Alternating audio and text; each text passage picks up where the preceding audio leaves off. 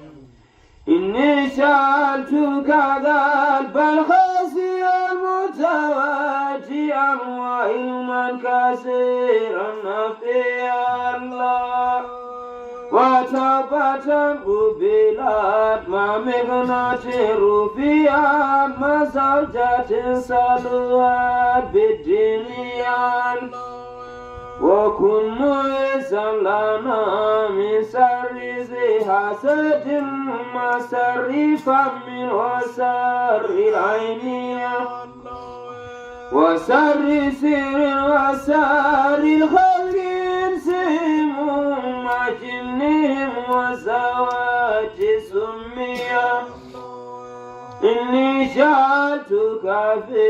دارين يا ثقتي اسما حسنا فكن ملجايا يا الله فلا تكلني إلى نفسي فلك كن مجيبني ثم أدعوك يا الله واجعل لساني وقلبي ذاكرك من انت الممات مع الإيمان يا الله ثبت يقيني في قلب بلا وجل حتى أحب لقاك يا الله واجعل لساني وقلبي ذاكريك من انت الممات مع الإيمان يا ولجعل الموت راحة ومبرة من كل سر وكرب زاد يا الله وفضلي جسمي سر فرغني في القبر لا تولي مجار يا الله وكنا سرياني سهين ما جفنوا جسمي فاستوى إذا سمى الله لا ترموا من معي ما قد يراويني بل فينا كل ما أخشاه يا الله الحمد لله منشي الخلق من آدم ثم الصلاة على المختار بالقدام آمين تذكر جيران البر سلام أسجد ما جرى من مبلغ بدم أمبت الريح من تلقاء كاسمة وعومة القرق في سلماء من إدم فما لعينيك إن قلت فهمت وما لقلبك إن قلت استفق يا هيمي أيسب سب أن الحب منقدم ما بين منسجم منه ومنضرم لولا الهوى لم تريد جمال دليل ولا ريت لذكر الباني والألم ولا أراك سوف يبرد ودنا ذكر الخيام وذكر الساقين الخيام فكيف تنكره بل بعد ما سيدت عليك وجود الدمع والسلام وأثبت الوجد خط عبرة ودنا مثل البر على خدك والعالم نعم سرى طيف من أوى فأرقني والحب يعترض لذات في العالم يا لائم في الهوى أزري معذرة مني إليك ولو أنصبت لم تلومي أدرك هادي على سر بمستتر عن الوسعة ولا جاهد مناسمي ما حتاني نسأل لكن لست أسمع إن المحباني وشالي في سمامي لا إله إلا الله لا إله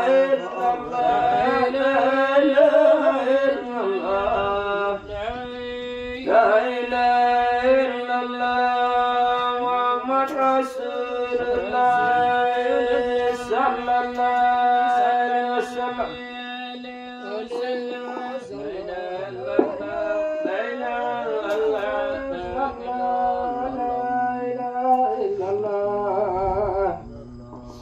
لا إله إلا الله محمد رسول الله صلى الله عليه وسلم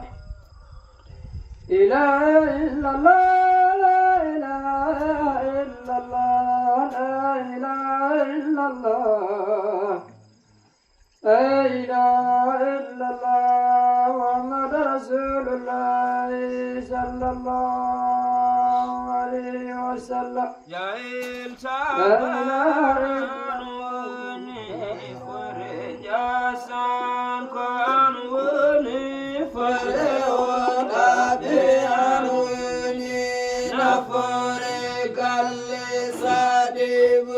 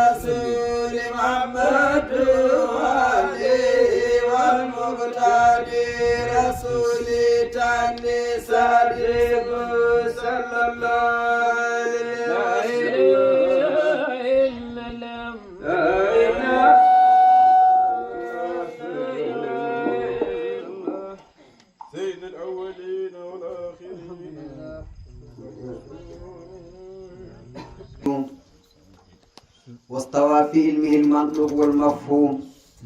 ويعلم الظواهر والسر المكتوم لكل حي عنده رزق مقسوم وأجل معلوم ليوم المحتوم ثم صلاته على الإمام نور الهدى والصاحب التمام محمد وآله وصحبه بجاه فرج إلهي كربي جاكات جدا الله جود الإنلاد صلى الله عليه وسلم الله مغنودا خلق العوالم ويسر العلوم كموني تقل بندد ويسر العلوم ونيوني كدي غاندي هايب غاندي هموني الله سبحانه وتعالى الله مغنودا خلق السماوات بغير أمد ترونها وتجي أسمانه ويمكن مولي فيكون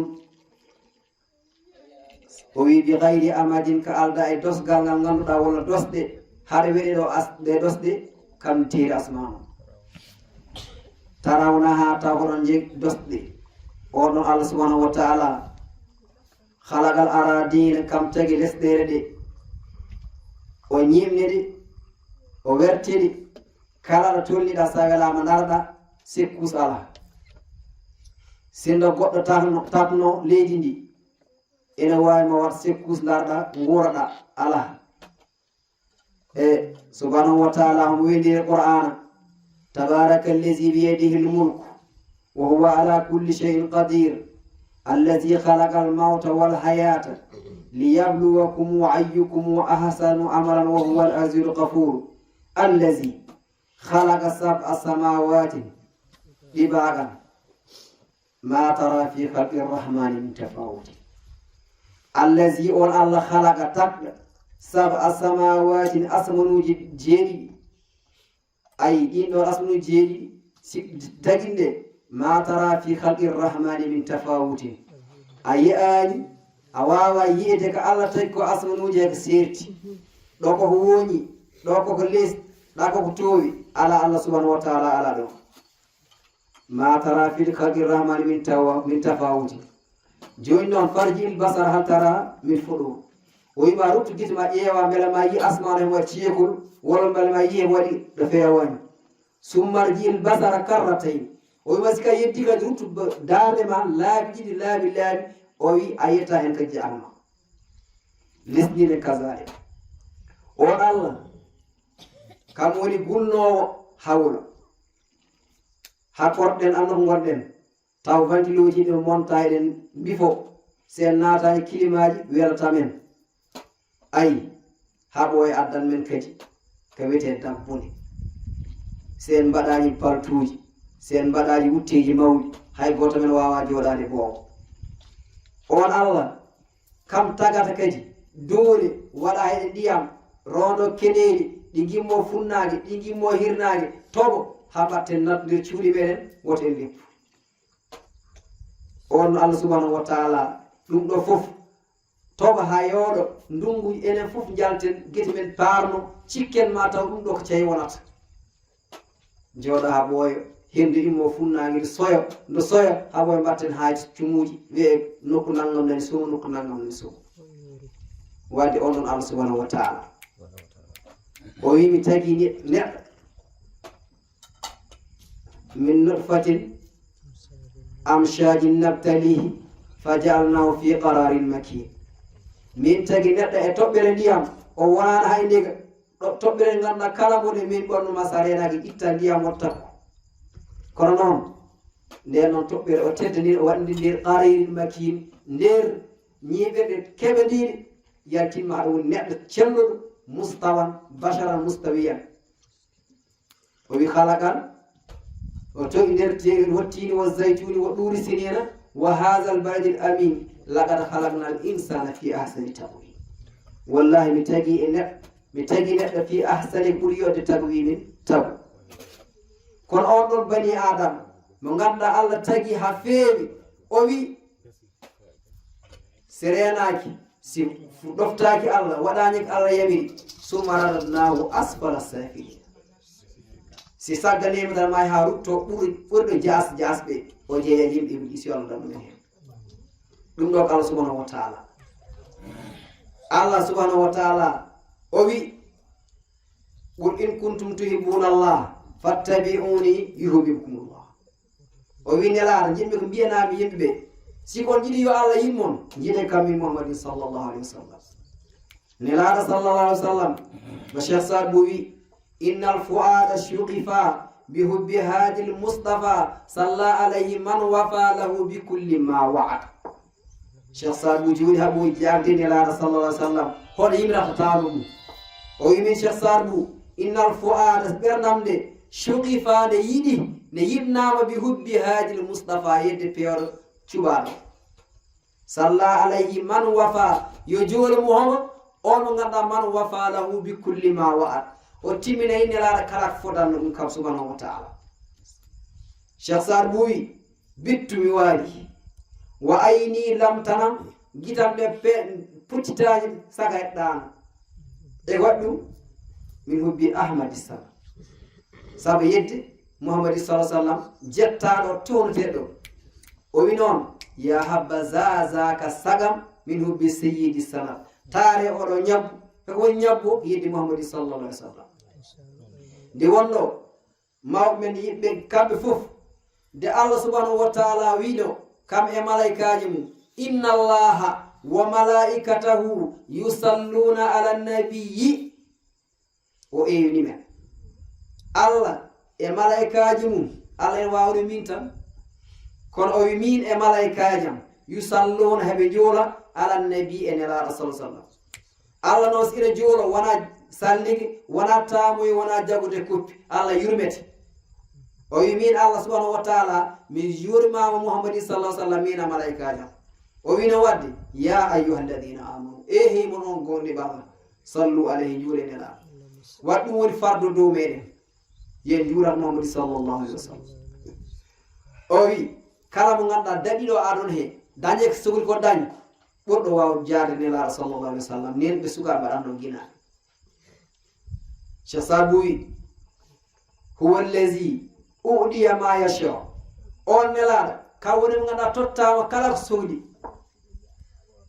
kono noon wo misluhu lam taridi nisa paamonde wana nelaɗo sallallahu alaihi wasallam debbo feera jiccade jibin on ɗon wallahi Cheikh Saad Bou waati wallahi ma fi l ardi wassamai kuf'an li ahmada min al ashiya wallahi waati min Allah subhanahu min Cheikh Saad Bou mi waati e joomam ma fi l ardi ala dow lisde wassamai asmunu asmunu jeeɗiɗe ala toon kuf'an nandedeji ahmad min al ashiya e gueɗe hay koto wanano Muhammad sallallahu alaihi wasallam de wonnoɓe Allah suɓi yiyan ɗum hoorem o wi jiɗa ɗum on ɗon wawa fota hay gooto eyyi o wi wo duudu Allah jiɗowo kam kay wadda halqahu bil mustafa kam wittage hoore nde jiiɗe Muhammadin sallallahu alaihi wasallam ay sigat aljanna kom ko foori fof kananta ko aljanna kom ko foori fof kom ko weli fof sika yiɗa nelaɗo sallallahu alaihi wasallam an wima natta tum wadde noon wa zaka min ikrami lahum kafa wa duudu wadda halqahu bil mustafa wa zaka ɗum ɗon min ikrami teddin nelaɗo ɗum kay lahum kafa yoni nelaɗo sa sallam mba Allah raari wi wa innaka la ala khuluqin azim walla eski an nelaɗo to wi ɓamtiyeno jikkuma ono wayni yotte e mawnude oɗo Muhammadu sallallahu alaihi wasallam gi Allah manti nelaɗo yimoɓe fo gimmi eɓe manta nelaɗo sallallahu alaihi wasallam mo ganduɗa Makka naɓe mbiyanno ko baaye Abu Lahab Abu Dalib e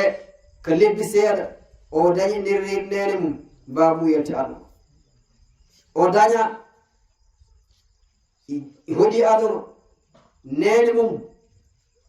Aminatu bintu Wahab totti ɗum yo musnoyi ay hayde muynoyde nde seeɗa cahel nañi hen sabu ɓe mbi oɗo aliyati mo ganduɗa bamu wurani ɓe jogaki sika ɗum nawi baadi e muslimɗa ɗum a dañata joɓɗom arina sujitinde muma lesde togi koppi muma fewe dani joɗamu hawne ka mata rasul faboyi jete dare dan fetira idotori don yantiro be fungari be jete amata rasul on woni Muhammadin sallallahu alaihi wasallam e jimo o wiide dañetede kam Muhammadin sallallahu alaihi wasallam nene liire gardanno wona noon nelaɗo ardi are ko cuggi tende mum o lesdi nene juuɗo juuldata ko ni nelaɗo jippore leydi si ha hanti kam Muhammadin sallallahu alaihi wasallam o ɓamtidade mo raari dow asman ayi hon wayed kaldaɗo subhanahu wa ta'ala wallahi kaldaɗo Allah subhanahu wa ta'ala wadde hawni ko Muhammadin sallallahu alaihi wasallam ono Muhammadin sallallahu alaihi wasallam ma Cheikh Saad Bou lawlahu ma kana alwujudu fi lwujud ولم يكن لنا ركوعا والسجود إخوة لأجله خلقت الأشياء وبسط الأرزاق والأعلى أي نلا رسول الله سبحانه كم ما كان الوجود هو لكو ويندره وودكو وودتاك تغني ولم يكن لنا ركوعا والسجود سوانا نلا رسول الله عليه وسلم هاي جود فرتاك دو من سكايدن تشجو ولا en jotto eden baraka wite ko julde eko wiɗum eko waɗi li ajlihi sabore nelaɗo sallallahu alih w sallam huligatil ashiya geɗɗe fo taga wo bustiɗal arzabu wal ala si neɗɗo wawi julade daña ando ko nelaɗo sa sallam saabi ɗum si neɗɗo wawi yeey pitin mum daña ande ko nelaɗo sa sallam jaabi saabi ɗum ayi siko neɗɗo wawi wat kala ko mbawɗa dillu dañɗa hen ndega yettir ɗum Allah kono noon Muhammadu sallallahu alih w sallam Allah tagi waɗanno sabu kam tan nelaɗo sallallahu alih w sallam Allah raari o wi ولكم في رسول الله أسوة حسنة لمن كان يرجو الله واليوم الآخر وأني من نلا رسول صلى الله عليه وسلم يمن الجنغال ونادي أن جورتير ما حاورا الله سبحانه وتعالى يوم القيامة أن محمد صلى الله عليه وسلم نلا رسول الله عليه وسلم enen ganni biɗen joni de jibinade ko woni aliyati babu wurani o worde nene mum ɓe mbi ko duuɓi jeegom ɓe mbi jeetati nene mum yalti adon duuɓi jeegom nene mum yalti adon homo neyi ɗum tawno mo abou ɗaali ɓe gonde ko seeɗa yalti adon abdoul moutalib on neyi ɗum yalti adon hanti noon kala nde ɗum jalta adon ha totta abou ɗalib babou ali karamallahu wajhahu on neyi ɗum abou ɗalib babou aliyu wonno ko neɗɗo mo ganduɗa hewani doore kewɗe ɓesgu ɗum tagi nelaɗo sallallah alih sallam kala ko ganduɗa ka joom joom sa ƴeewi nelaɗo a fiɓan joom leggaɗa de nelaɗo ƴeewi nde andi min de o baba mo gondumi ndeki o baba mo gondumi babou ali karamallahu wajhahu joom ɓesgu kono mimi o hewani doore nelaɗo yaawi wiide makkanaɓe gaare gaay o wi ɗum cohol mega wonde gaynaka sardi kala mo ganduɗa ka joguiɗo kaake ma gard noon nelaɗo sa sallam homo yomno lewru eri ayna ayi e tan nelaɗo mbo allah heeɓi tak kam wona tan winde ɗe kam taguide taguede jeeya tan nelaɗo sa sallam wi yo totte kaake makka naɓe ene ayno ene yoɓe ayi ko nder kon gaynaka e nden on juulamu woni haɓoy debbede hadiyatu ɗum bintu khuwaylidin mo ganduɗa kadi debbo gara tinnira sagata mo ganduɗa joguino kalis mum ene ñamre yimɓe liggoɓe garta nelaɗo salah sallam jooɗi ha ɓooyi wi bamum abou talib min noon ko gaynakam accata kono mi yaharga o e debbo mo ganduɗa en tottere kalisaji beele mami hen dañ juula ko minnimi o jagga mi watta juuleyade ɗon noon nelaɗo yehi watti juulodade e khadijatu bintu khuwaylidin ha khadijatu waɗi ɗum a korɗo mum biyeten maysara ɓe jeehi ɓe garti ƴeewi tawi nelaɗo oɗo wona neɗɗo ɓolo o haala ɗum joom o haala ɗum patron mum khadijatu on noon suuɓi on nelaɗo waɗi ɗum joom galle mum o wi ɗum min yo jawdam yo fofam min tottima mamadou sallallah alih w sallam ayi eko waɗi ɗum ko jabde liggade wadde noon e haala ko koti hebo juut ɗo udden ɗo nelaɗo sallallah alih w sallam e ɓe mbino on kala ko jiiɗa ene jogui gurol nelaɗo sallallahu alih w sallam homo taki men ɗum andu taki men andu nelaɗo sallallahu alih w sallam no cheikh sadou abi cheikh sadou abi ko ɓi mouhamadoul fadal mo ganduɗa waliyagal mu feeñi gi o siwa hoɗade andu kam cheikh sadou abi sabu kam tan daña kam e funere mu su'aru ɓe binda e lewru e baaɗin waliyaji allah ɗi pop ɓen yettunoɓe on jamanu ɓe gandi won waliyu allah garowo bindaɗa lewru kamɓe fof ɓe naaɗi kalaw heɓe jillo cheikh sadou abi kala waliyu a naati kalawa mouhamadoul fadil naati kalawa haade munar kalawa yillini ko cheikh sadou abi yommo ha daña ɗum yummo baba jiben cheikh sadou abi anni wadde o kam keɓen dañoɗo cheikh sadou abi ɗum tagi jimowo saadu su'adu pondano a lewru kamɓe bendano su'adu pondano lewru kamɓe bindano giñamo worɓe ganduno bamtima saadu aydara saadu su'adu pondano lewru kamɓe bindano giñamo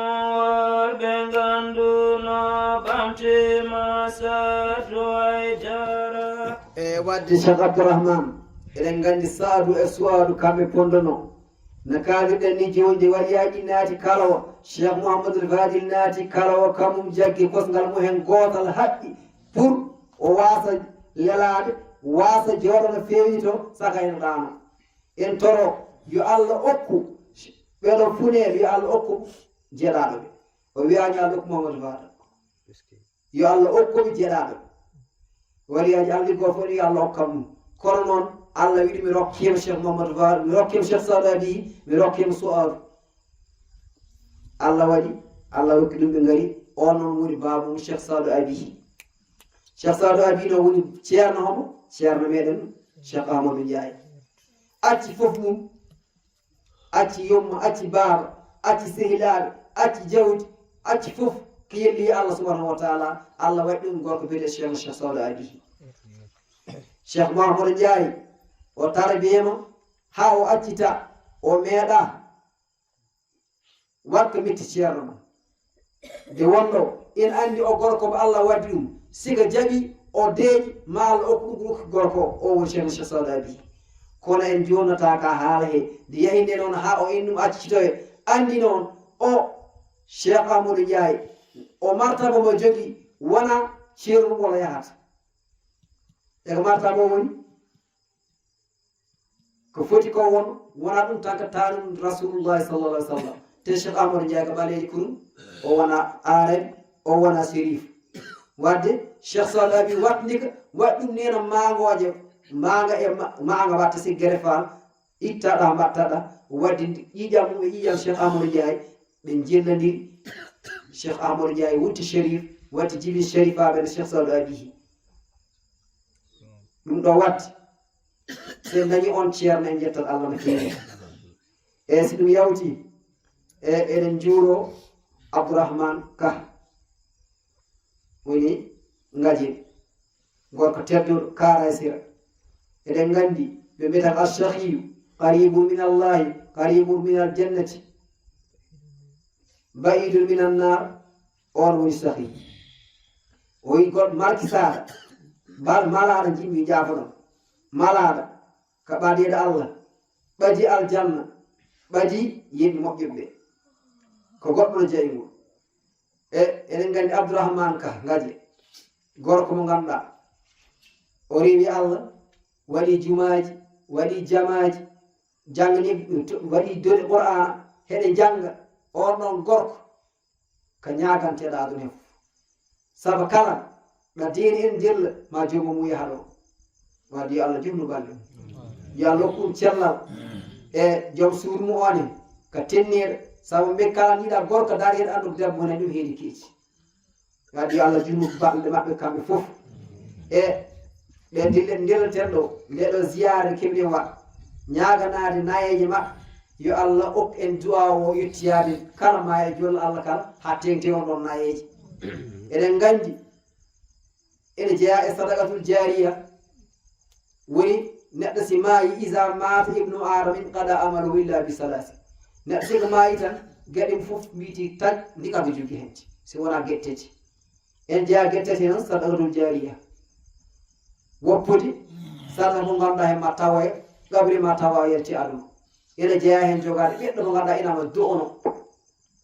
en jeeya hen jangguinde neɗɗo o jangina onon Qur'ana mo janginɗa neɗɗo ene jangina kala ngol o jangini walla jange Qur'ana e ɗin balaji tawiyam ɗo no fottimi ɗo sadaqatul jariya mo ganduɗa ko neɗɗo ñagantoɗo jignaɗo mum walla jignaɗo mum wadde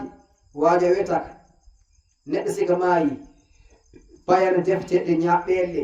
yodeɓe jarteɗe walla fode faɗade pour maayo te ɗum yettoyta wadde nden wadde ko waɗa koɗo fof inchallah eɗen jaagori Qur'ana jangateɗo ɗi jikru jigirteɗo e dendagal kala fin ɗo waɗe fof ma yettoye nayejo e ɓen ɓoli to wadde aja haw min ñaago yo Allah hokkum ɓoye ɗum wadde wondude cellal e kattande ane kala jegiran ɗum hen fof eɗen ñaago kadi hoddiɓe guinane ha joni eɓe jooɗi ɓe gacci fof mumen hammuji mumen ta ɓuuri sadde ɓe dokkumattaɓe gaare ɓe joɗanma wadde Allah jagiraɓe kamɓe gandonde ko jiganɗen ko guinane ko ɗum jikru zicru ilahi lil qulubi ɓuutu isintaha fa annaha tamutu ɓe mbi jikru heɗum woni goora fitta o fitta o siko jigirani tan mayat janggani Qur'ana mayat si seftorani Allah mayat Cheikh Sadou no wege e zicru ilahi siftorde Allah lil qulubi ɓuutu hen pittaɗi guurata fa isintaha siko gacci jikru tan siftorde Allah fa annaha tamutu ɗi mayat e waɗi ɗum fa qalbu baytun min buyutillahi fashkiruhu li zikri anil malahi wi ɓernde suudo e cuuɗi Allah wadde o sohliri suudu Allah ko wona Allah subhanahu wa taala woppu kala ko wona Allah gitta ha laaɓa ɓernde ma gona neɗɗo goto eyyi o wiyata kadi ya zakirina Allah inna Allah la yaghfalu an zikrikum jalla ala eyi mon onon jigroɓe onon innoɓe Allah fala ya zakirina inna Allah la yaghfalu Allah yeɓaki Allah welsindaki ko gendon ko Allah subhanahu wa taala ayide jonne joɗɗen ɗo hande eɗen jawa mbi'en nde heewani yimɓe kono en heewi yimɓe sabu ɗon goɗɗe goto men fof Allah ɓe ɗum waddede malaikaji ɗiɗi raqiba atid ayi ma yalfisu min qawli illa ladayhi raqibun atid konngol wawa yalto becce ma hono ma so wona Allah ina wadde malaikaji ɗi biyete raqibu biyete atid sika laye ko moƴƴi goɗɗo jungo ñaama windanma taw gotel kalade wenda sappo sika haale ko boni goɗɗo jongona si feeji windu goɗɗo jongo ñaama ɗum wasesi muñanma seeɗa sika tuubi winda goɗɗo ko jongo ñaama wenda moƴƴirgel windama e moƴƴi sappo sika tuubani ha eero arti windama gotel gonɗi wadde Allah ka immen yi ɗiɗon malaikaji siki nani kadi wanɗi jikruji ɗi jegaraten wan en Allah inde kamɓe fof ɗi garat si malaikaji jippima hettaro meɗen ɓe ɗuuba li ahli zicre yimɓe wetto wodan jiinnoɓe Allah heɓe taroɓe he ɓuucoɓe kala malaika ɓandu mumen malaika an ka bonɗoma harimije ɗi ɗum tagi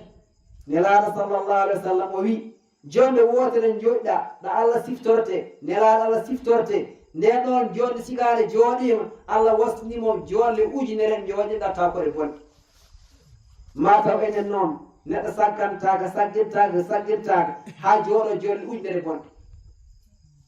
joɗɗa jolle wotere moƴƴere nde wostarma jolle ujunere bonɗe jooɗenɗa wadde nde eɗen jogui yakar ko mbatten ko ma Allah jaɓanen eɗen jogui yakar ɗe jolle enen malaikaji jooɗude te wimataka ɗo so wona ene fof en jaafama bakkatuji meɗen homo saabi ɗum o puɗɗon nde ɗo heerde fuɗɗide nde ɗo deftere yo Allah jaggiran men yo Allah yaafo en yarlo en e garden ɗo noon ko yamirore Cheikh Irwel Cheikh Ahmadou Ndiaye nde wonno neɗɗo emmata ko lobbude heɓani yamirore muɗum e waddi men kadi e ɓimum gorɗi Cheikh Ahmed Tabullah kam noddi men wiɓe jaahen jewtanoye kam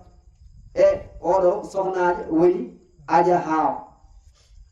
waddi amen e miñum Cheikh Ahmadou Bamba mo sida Cheikh Ahmadou Ndiaye waddi amen e ɓimum Sharif goɗi Cheikh Ahmed Tabullah afa mum boni o waddi amen Abdourahmane mo goɗi Cheikh Ahmed Tabullah waddi amen Abdourahmane mo goɗi Cheikh Ahmed kono o ko gaje innera ɗum woni Abdourahmane o gogi Abdourahmane ɗi jogui Abdourahmane si ali jeeri woni oɗo jigrowo kalanno joom daneji waddi amen kadi Abdourahmane mo goto Cheikh Ahmed oɗo gaje innira waddi amen Ousmane Ka almodo Cheikh Ahmed Tabullah kono dana wonti e joni ɓi hammi wi Cheikh Ahmed Tabullah e mino kalatɗomo elle e Dawoud mo Sidi e mbiɗo Sidi hamen métier Sidi hamen Sik Aliou waddi amen e wadde min tawi ɗo kadi min gueɗe amen e Dawoud won men Sik Dawoud mo Sidi Ka e ko mon jeeya kono tan Cheikh Ahmadou Ndiaye e denndangal ɓe min tawi ɗo momin gandi momin ganda fof min calmimo min jooremo oɗo message jenden yettin e barkinade e jamma eɗen ñaago kala ko haala ɗo yo Allah hokken nande sike nani yo Allah hokken naftorde ganden haala koko saɗi nawɓe kam kamɓe nanata ko moƴƴi ko hen yo Allah hokken abbade ko wasi ko hen feewo min e cheyɗan oɗon jarloɗon jaafo in uridu illa l islam mastadatu wama tawfiqiya illa billahi alayhi tawakkaltu wa ilayhi unib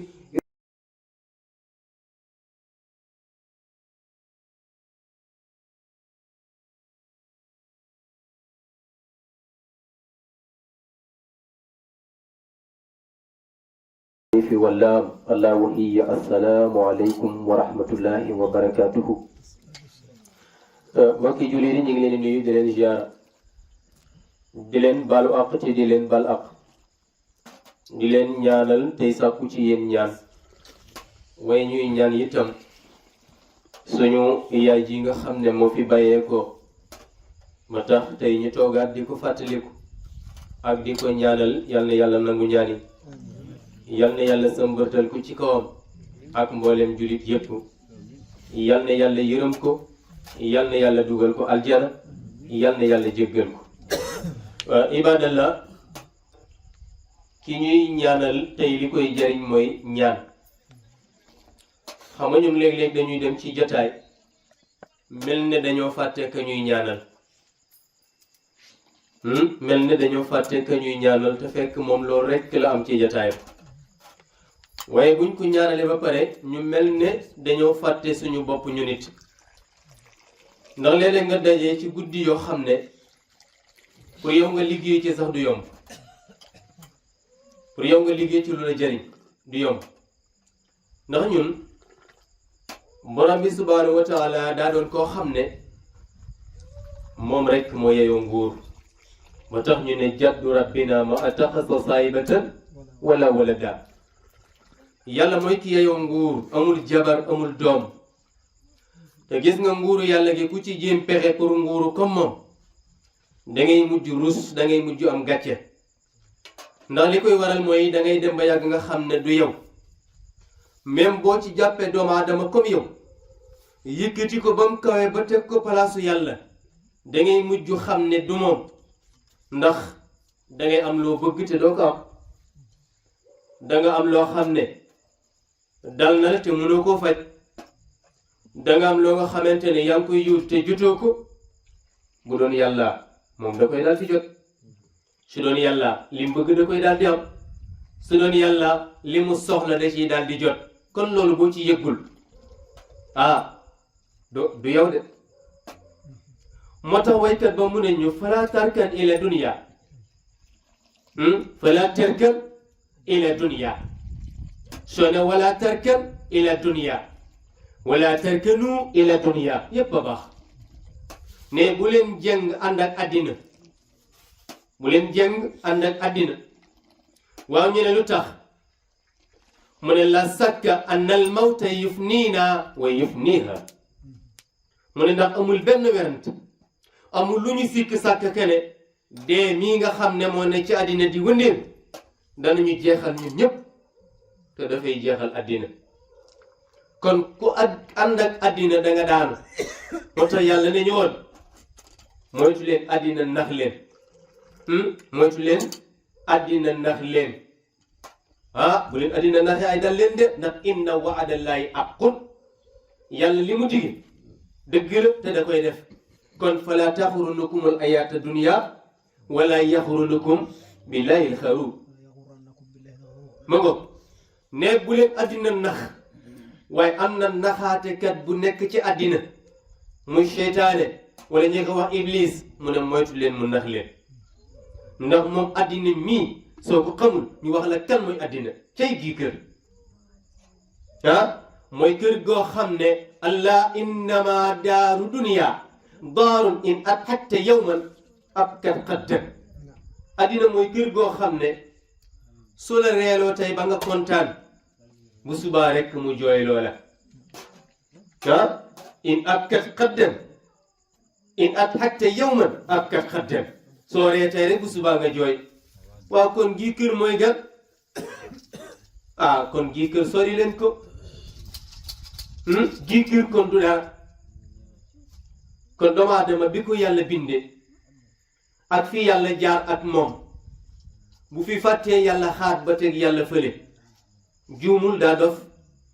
ndax mbokk mi wax na ko léegi ci doomu aadama fi mu jaare ci min ay shay'in xalaqahu min nutfatin xalaqahu fa qaddarahu summa sabila yasaruhu summa amaatahu fa aqbarahu ne nit na xool ci lan lañ ko bind tokkentalu man ni yu ndox moo xam ne bu la taqee bale nga am jàmm danga koo raxas la ilaha illallah yàlla nee na may yemale sa cër yi dogal ko ca nam ma neexee waaye ma bàyyi la ngay dund ma may la kattan may la wér ngay dox ba benn jamono ñëw ma daldi lay tëralaat dal lay rey waaw yéen nit lu ngeen ca man bi mu juddoo ñu sangoon ko muy jooy ñu woote tudd ne dañuy ngénte loolu de man ngeen ko ci waaye bi mu faatoo lu ngeen ci man summa amaatahu fa aqbarahu bi mu dee suul leen ko waaye biñ ko suulee ba pare foofu ngeen ci yem dara ngeen ci xamul yóbbu nañ ko ca armeel ya solal nañ ko mbubb su weex waqi nañ ba mu xóot suul nañ ko ëlbatiku nañ ñëw nañ ci kër gi toog di waxtaan di xawaare di ataaya di lekk ceeb waaw ki ngeen yóbbu woon ci lum ne xamuñ ci dara imaam bi nga ko tiimi di jullee fu mu jëm jullee naa ko rek ñaanal naa ko ba xam yàlla nangu na ko ndéet sax kon est-ce que loolu jar na imaam sol mbubb mu rëy ak mbaxana ak kaala pour bëgg ñu ne mooy imaam lu mu ci man taxaw tin ko rek yàlla kii sa jaam la mi ngi nii tëdd mënul boppam dara tey ay yàlla xanaa nga yërëm sa jaam ñu pare jagat yóbbu ci kuusu bàmmeel teg ki féete ci tànk yi ñaanal nangam ki féete ci bopp bi ñaanal nangam ki féete penku ñaanal nangam ki féete soowu ñaanal nangam ñu pare ñaan ngi yàlla nangu na ko xam ñaan nañu rek bu ko neexee may nu ko bu ko neexee bañ ñëw may yàlla nañu yàlla may waaw léegi nag da ngeen dem bàyyi ko fi waaw luñ fiy def comme suul nañ ko ba pare waaw fu ngeen jëm xanaa dellu ci kër yi waaw kan ci yéen moo xam ba xam dana yendu kon ne man de xaw mu ci dara kan ci yéen moo xam ba xam dina fanaan kenn ku ne man de wóorum waaw kan mooy fekkee déwén ku xamul da nga yenn wala da nga fanaan ndax da nga assuré sa fekkee déwén kon mbokk yi bu ñu àddina nax seytaane mii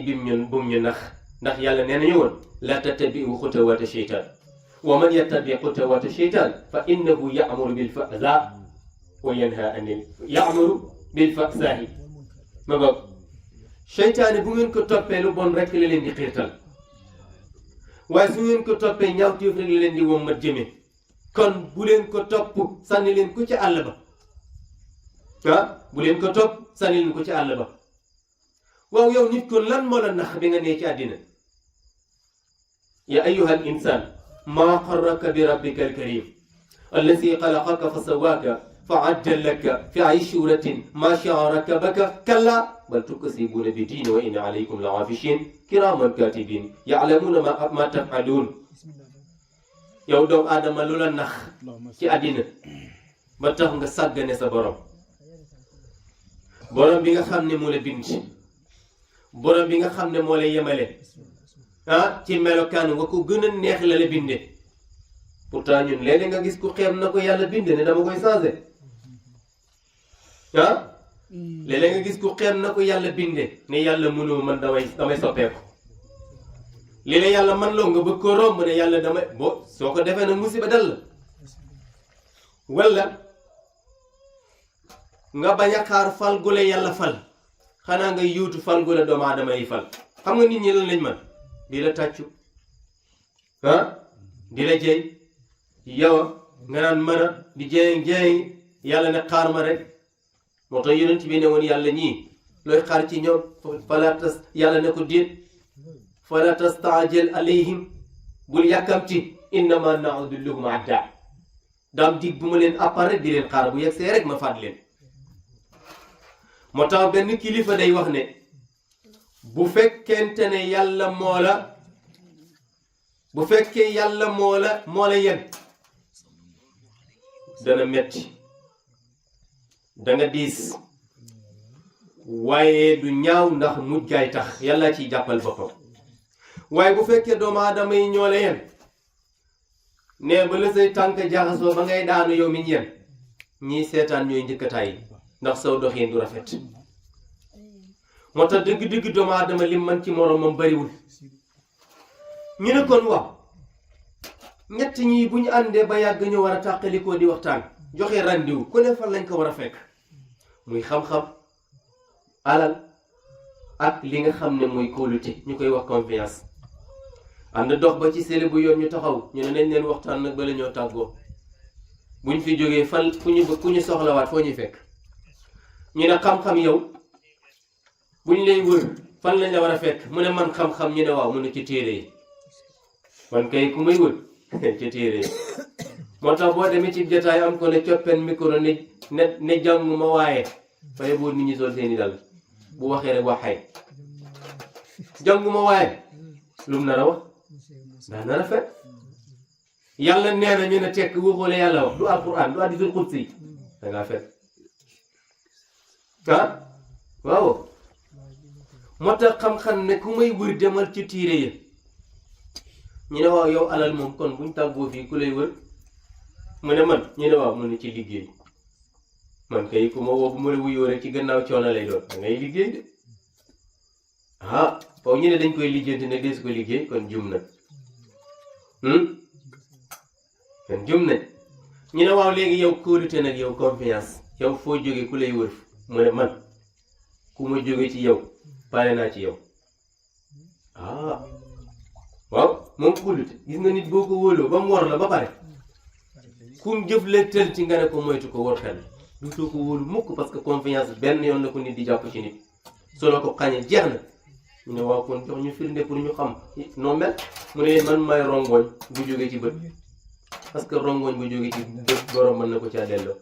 moom mooy confiance nag bu demee dem na te ku sa conscience de itam nga def loo bëggul woon def moo tax kii ñuy fàttaliku yàlla na ko yàlla yërëm wallahi luñ fi wax lu dul ñaanal ko moom de du ci jariñ ak lu mu doon nag ñaan dong la fi soxla pour ngeen gëm li ma leen wax gis nga suba buñ defaroon ndékke ba pare kuñ takkal bool ne am yuti ko doo dem ah parce que boo demee danga ko ko jox parce que boo demee danga ko gis kenn du dem kon bu ñu naxante nañ ko ñaanal yàlla na ko yàlla yërëm waaye ñi fi des ta koy ñaanal yàlla nañ ko yàgga man ah yàlla nañ ko yàgga man waaye ñii ñëw ci ñaan gi itam yàlla nañ ko yàgg fekkee bu ñu jaawalee bérébu ñaanukaay ak bérébu tàggaateeg bérébu bàkkoog ñoom seen déedéet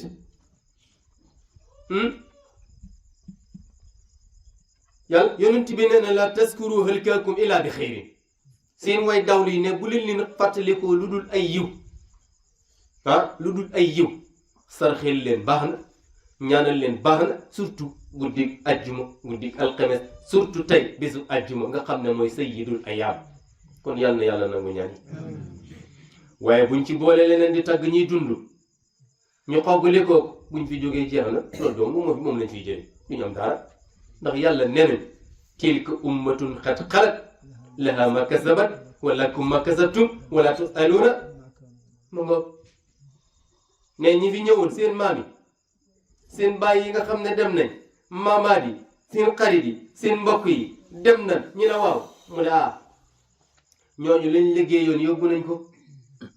waaw nun ñi fi des nag mu ne yéen liggéey leen ngeen jël seen yëfi bopp waaye bu ngeen fi nekkee rek di wax ña dem fàtte seen bopp da ngeen defay de ndax ñooñu dem nañ te yowmal xiyaam duñ laaj kenn mbirum kenn duñ jël mbirum kenn di ko jox kenn ndax wala tasiru wasiratun wisra uxra te mbokk yi lu ci bëri sama waxtaane wax ko ne ñun dafa am ñeenti mbëri yu ñu sow mu di bëri ñun ku muus ba daan leen raw nga ku sàggan bañ daan la perte nga moom la waa ji ne woon inni bulitu bi arbaatin ma sulitu illa li saqaahi fa kayfa alxalash an nafs wal hawa wa dunya wa sheytaan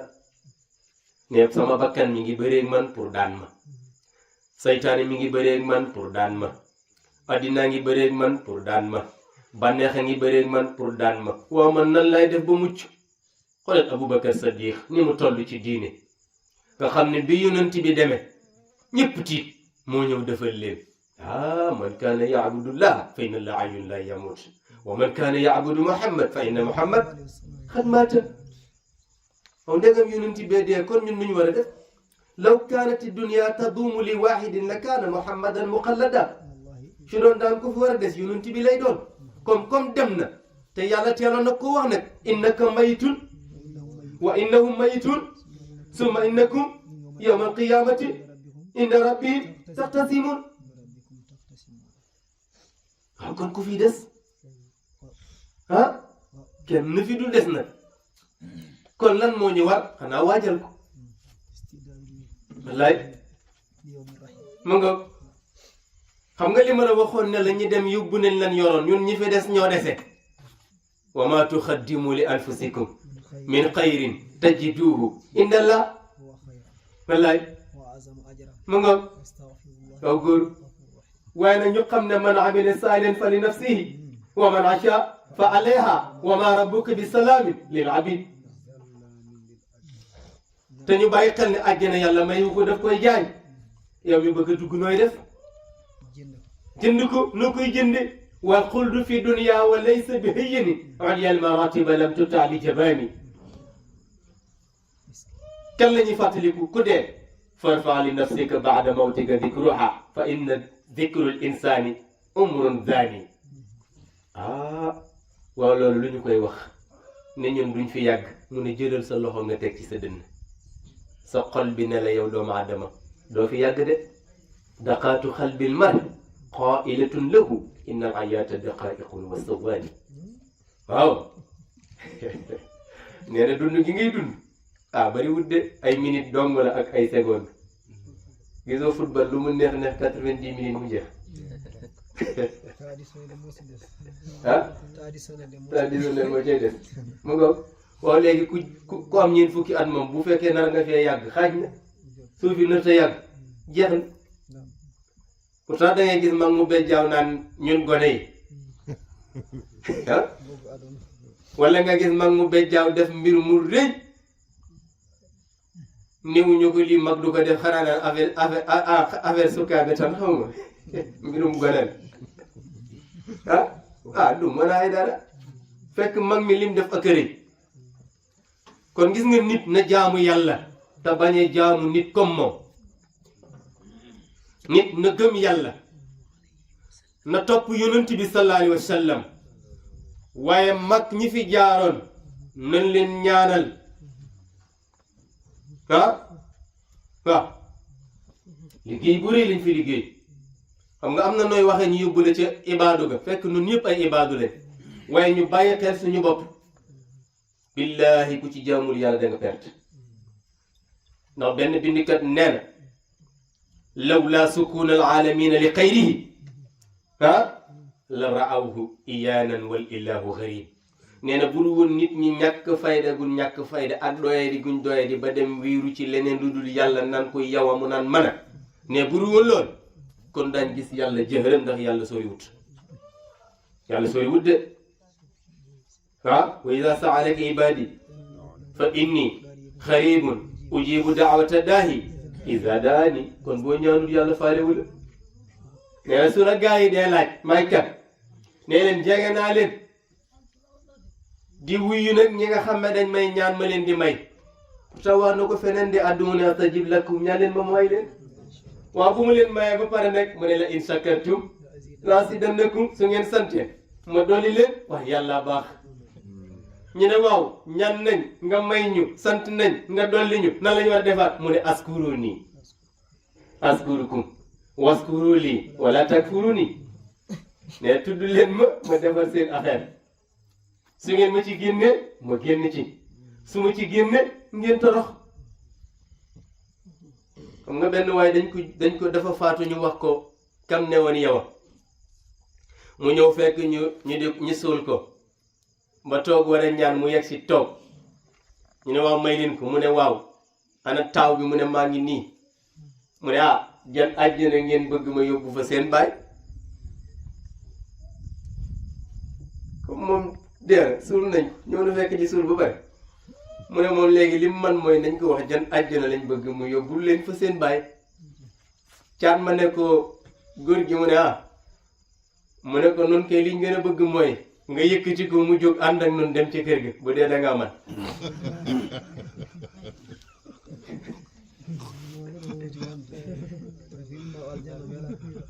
mën naa ne gars yi liñ yor lañ lay dig li yegg see gudd lañ lay dig waaye li teew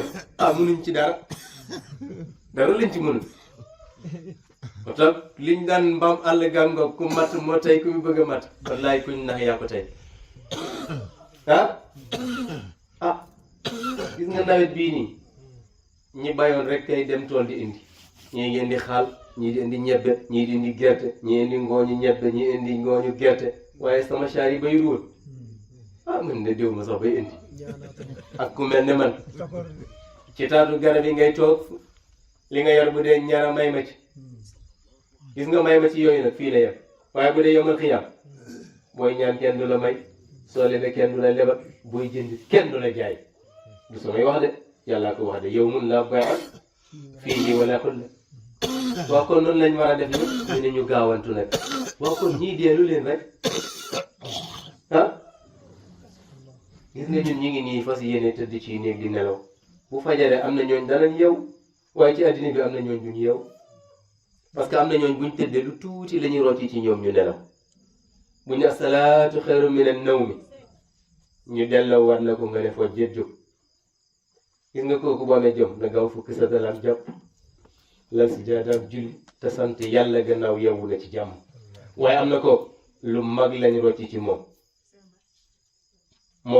bu ñu julli ba pare di ouvrage bi ñu ngi leen di tàggee diw waaw lu mag lañ roccee waaw du man kat yàllaa ko wax allahu yatawaffa al anfus ayna mawtiha wallati lam tamut fi manamiha fa yumsiku lati qada alayha al mawt kooku lu mag lañ rocci ci moom téye nañ ñiñ bàyyi nag wa yursilu ma ngoog ñi yow dañ leen a delloo lu tuuti la waaye nag waxu duma leen rek ila ajalin musamma ñoom it am na bis bu leen di xaar kon ndege kenn du mucc Allah ku dul sant nit doo sant yàlla te itam ida dufina al maaruf wajaba al mannu maanaam nit bu la defaree teraanga te waxoo ko moom ci boppam war naa taxaw wax ko bu ko neex ndax am na loolu yàlla koy jaarale ci nit bu ko defee ba pare nag sant ko ceeb ndax yàlla day wax ne sama jaam bi santuma sama jaam bi santuma mu ne pourtant doon naa wax alhamdulilah di wax subhanallah mu ne du boobu ndax ku ma jaarale woon sama xéewal ci moom mu jotali la ko waaye dégguma foo ko sante gis nga mu daaw gi jëflante woon nañ fi ci kaw waaye ren dama leen a daw dama ñëw luy Ceerno Cheikh Saliou bu rek daal jaww laqatu dem ñu ngi leen di jaajëfal bu baax ñu baax leen parce que depuis boobu ak léegi macha allah dañuy déggante fii jàll ci gàmmu laqatuma de maa ngi ci base soxla micro qul wallahu ahad laabi sappo goo ya allahumma salli ala sayyidina muhammadin ma neɗɗo waawi ñaaganɗen o taɓɓe men ɗo fottedde yo Allah yeru ɗum yaafo ɗum o yaafo denndangal maaɗi julɓe Allah dawliɓe fof ɓuri enen si en ngari yo Allah yaafa en waasa en jaggir golle men hattere ndiru men huɓi jeehe mumɗomi sallallah alih w sallam waɗi bisimilla poɗɗe ɗe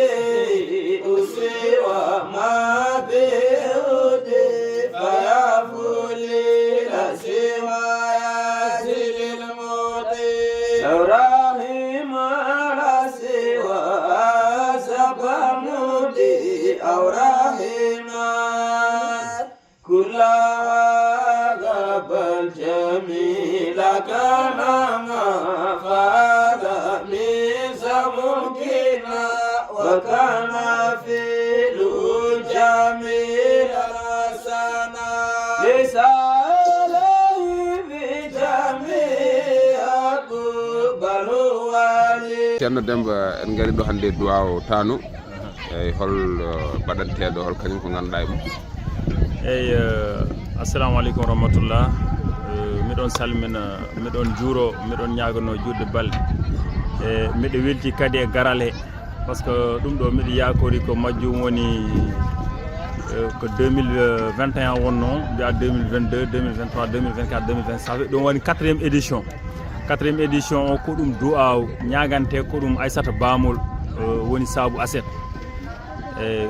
heno wayno ko mbay hawa ɗo o jeeya ko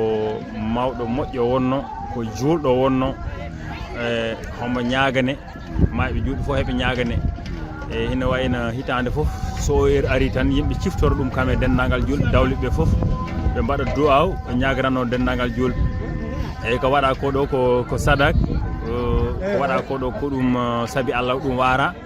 eyyi ko kam inniya hen kadi e dendagal julɓe dawliɓe fof hino wayno noon waɗi sooxe ko ceɗɗo wiyata ko waɗi sooxe hunde fof ko haawa ka ko tanum kam neno ɗum ko neɗɗo o neyi ɗum kadi o rutti kadi woni sehil mum ɓe goni nanadir ɓe guurdi o jogui ɗum jogogal bangal fayida Allah waɗi kadi o rumti o woni neɗɗo dawleɗo e hitande foof o daro hen darde wande ni kam e dendagal ɓesgu mum e Mamadou Sabou e Dieynaba Sabou e min omo kalda toon min woni Demba Sabou e kam haawa ko ɓi Dieynaba Sabou e ko Aissata Bamol o neno ɗum ko alhamdoulillahi rabbil alamin miɗen hen jetta julɓe foof miɗen hen jetta dendagal kala jaggoɓe hen e waɗɓe ballal mumen e waɗɓe hen ɗuɓɓe foof kori ɗi gaari mbaɗi hen ballal mabɓe ala fof koɓe mbaɗani hen e miɗen hen jetta kadi ne mawɗo amen kilifa amen kadi Abdourahmane miɗen ɗum jetta no fewi miɗen ɗum ñagano juutde balɗe e battande moƴƴe miɗen ñagano dendagal ɓesgo e Mamadou Daɗal en miɗen ñagano dendagal ɓesgo foof Aissata Daɗal en foof miɗen ɓe ñagano hitande foof maɓe goppu koɓe mbaɗatno ɓe mbaɗa déplacé guila Dakar ha ɗo e famille ɗi foof dendagal hoddiɓe wonno ɗo enten sukaɓe mawɓe foof goppa golle mumen gara jagga hen e miɗen ɓe jetta miɗen ɓe ñagano dal cellal e judde balɗe e Allah okken kadi tawtede mbuuri ha mbaɗen ɗum yahara yeeso min jagga hen ha ɓiɓɓe amen gara jagga hen e juul Allah rokka kadi julɓe foof way wadde moƴƴore wande ni eyyi par ce que ko sharia wi yo yimɓe ciftarat mayɓe mumen eɓe ɓe cakkano eɓe ɓe ñagano wadde noon yo Allah jaɓan en onon journaliste aɗi ni mbiɗen on ñagano par ce que 4e édition hande hitande foof on peera tardude kala ko mbawɗon jaggo so heure yonti on goppat ka jaggon ɗon foof garon kawron hen pilmon mbaɗon commentaire uji mon foof alhamdulillah miɗen hono en jetta miɗen on jagano e so on kotimi en calmina bandiraɓe foof on jarama yo Allah hokken wattude mbuuri tabarakallah ko ganduɗon e muɗum ana jami jokkere enɗam mawɗo moƴƴo jokkowo enɗam kala garɗo wasta ko tuttuma julɗo yiɗi banduɓe Allah yo Allah ɓuuɓi Allah wanmo mayde mala moƴƴo wallahi minen lawɓe kam min jetti Allah min jettimo yo Allah ɓuuɓi ɓandu ma yo won mayde mala nen ko ganduɗon saabu seeɗa on duwima mbaɗi duwaw wallahi haalɗum moƴƴo mba ala wona mba ala wakilo ñamateɗo jarateɗo sa ari a ñaama e yaari ñawlirma ala wakilo ɗum ganduɗen mum min wiya noon ko gorgolam ko ɓiyum gorgo ɗo mbayimi ɗo wonko ñande ilmi ɗo tan ñama noon ɗo jarat noon hay somi rewani ɗo simi rewi o e bedda ma yewnoma marta ndeysan on juurama en jetti Allah en juuli nelaɗo sallallah alayhi wa sallam en jetti jinnaɓe men en jetti Allah ko moƴƴi Allah hokken tawede rowani hokken tawtede hikka en jetti Allah no feewi e ko waɗate ko ɗo yo Allah hokku ɗum ɓoyde waɗ Allah hokku waɗoɓe ɓoyde waɗ mbaɗanteɗo ko ñaaga yo ko du'a fo yo Allah lamɗo jaɓ yo barke Allah kala ko ñaaga ɗo dendagal mayɓe julɓe dawliɓe yo Allah yurmi ɗumen yurme ɗum yaafo ɗumen moƴƴore mum ya barke Allah yo Allah hokku daraniɓe ɗum ɓe ɓoyde ɗum darana heɓe ɗum mbaɗan hokku ɗumen koɓe mbaɗi ya barke Allah en calmini dendagal ɓe Allah addi ɗo foof yo Allah hokku ɗumen arde e jaam kota daw kala gaddunoɗo bakkat yo Allah ittu kala gaddunoɗo haaju daguiɗo yo Allah humtan ɗum kala gaddunoɗo caɗele aduna yo Allah ittan ɗum ya barke Allah yo Allah waɗan en jaam yo Allah waɗan en jaam waɗan julɗo Allah foof on jarama Allah hokku on bawale kattanɗe ngal garɗon ɗo noon on jarama yo Allah waɗan jaam awdem ha mawɗe na mawɗo kay moƴƴude mum yawtiɗo o moƴƴude mum yawti laya ko moƴƴi ko fof noon ga delila wi ɗum reena ayi ummimi ɗo jaami tow nden mbiɗa woni kurko bom sam nden mi siwa dan diw cawan joyi sabinoy gadda sawoy ha o wimi yahla yoy haaju ma war mi lay ma jam ittu junnaji nogas weeɗi ɗum kam gadele on a nani filmi suba meɗa ga ara ha weeɗi mi gennallu neldi mujunnaji sappo e madara jummu yo Allah okku ɗumen koɓe mbeeɗa julɓe ɓe cakko yimɓe yo Allah wallu ɗumen jaggirana julɗo Allah kala annum kamɓe kam jawdi mumen nde pokkoñ hen woggi mumen Allah ne kay himɓe mbiɗa min joni ɗumen duwantono min ha min jibini ngaji min rewe kecciyani o hawa jibin bamum ɓen jibinmo goto e baba wallahi ɓe min ɗo min duwaw gaside ama juuɗe kamen tan duwanto ala juuɗe balɗe mumen moƴƴina battane mumen no ɓotu mumen moftu ɗumen ya hormo Allah nelaɗo min kam min duwat tan min keerani e duwoje wallahi eyyi sera jeynel moƴƴordede moƴƴi yo Allah yoɓ ɗum alama fof mo heɓani hay goto wiyata heɓani e sera hunde kala no wawi ma homo jogui gueɗal julɗo jomo ƴetta gueɗal yo Allah juuta ɗum juuɗe goto yo Allah hokku ɗum ɗacci bacci feeti ya barke Allah nulaɗo ya barke way ko ɗumnani eyyi sera meɗɗum ɗo yo Allah ɓesdam ɗum barke kane gaje on ko waɗanimi komi yejjitta hani ablo ñaman ngo ɓiyam Moussa Mami Sambel ko sehil mum jom suudu mum ruɗɗi acci cokalel liiri e o joni Dakar haari wora amen wi acci junga kam jogui ɗum hoto toppito kosam hoto ɗum soodana hono ñaama ha dawi en kam boni woni bomel ngo ɗo reggina yo Allah ɓesdan ɗum barke yasadaki du'a o andude minen jiddani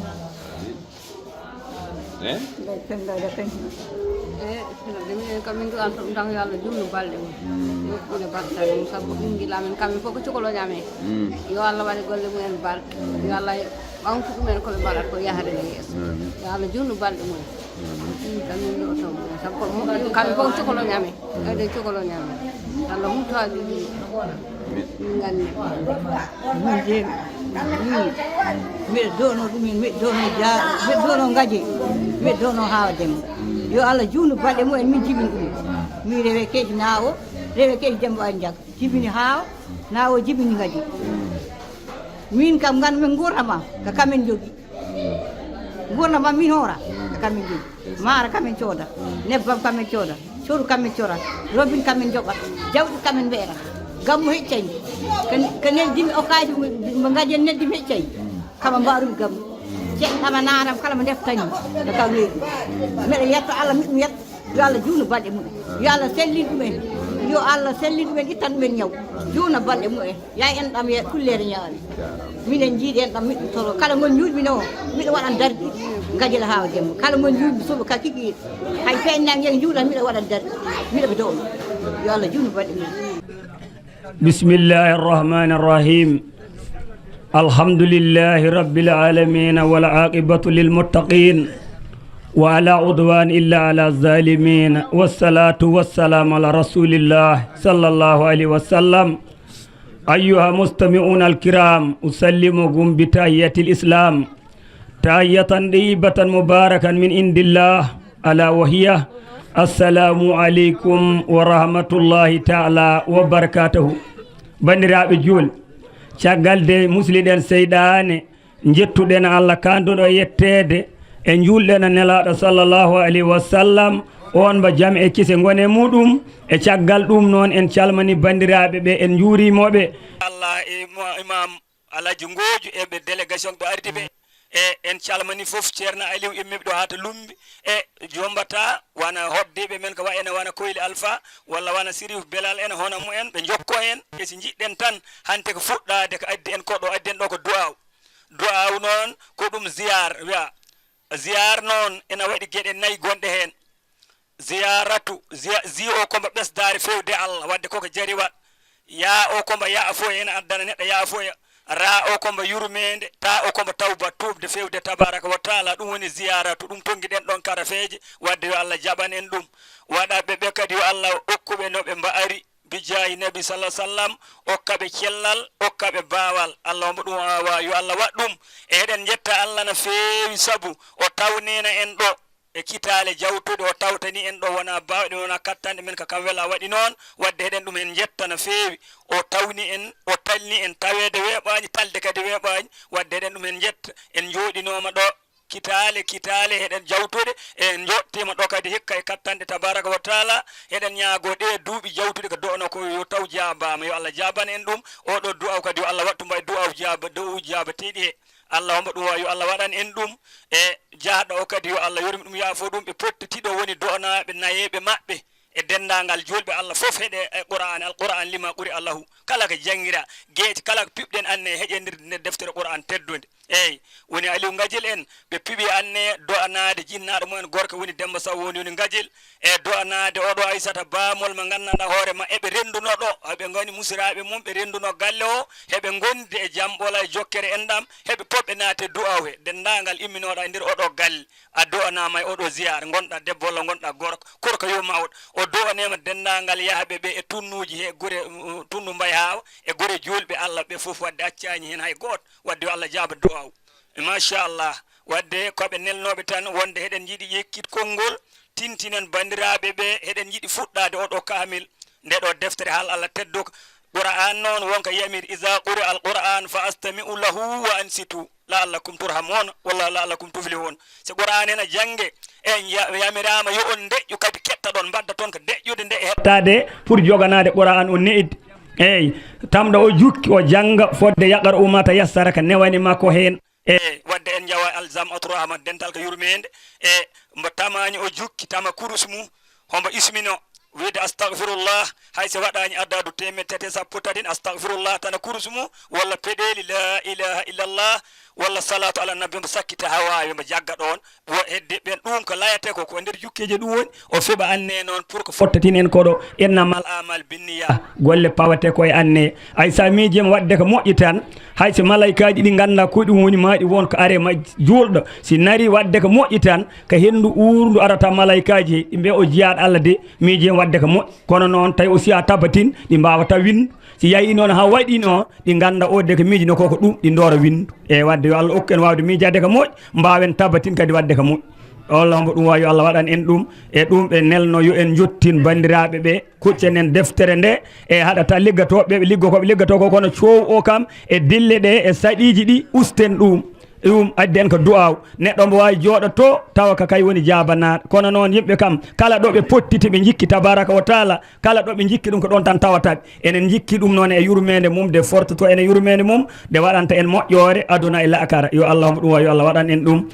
in uridu illa al islam wa ma tawfiq illa billah alayhi wakkatu ulino anib yaghfir Allahu li wa lakum wa li sha'iril muslimin hoɗon jarloɗon jaafo assalamu aleykum wa rahmatullah بسم الله الرحمن الرحيم الحمد لله رب العالمين الرحمن الرحيم مالك يوم الدين إياك نعبد وإياك نستعين اهدنا الصراط المستقيم صراط الذين أنعمت عليهم غير المغضوب عليهم ولا الضالين بسم الله الرحمن الرحيم ألف لام ميم ذلك الكتاب لا ريب هدى للمتقين الذين يؤمنون بالغيب ويقيمون الصلاة ومما رزقناهم ينفقون والذين يؤمنون بما أنزل إليك وما أنزل بالآخرة هم يوقنون أولئك على هدى من ربهم وإليك المفلحون إن الذين كفروا سواء نظرهم تنزلهم يوم ختم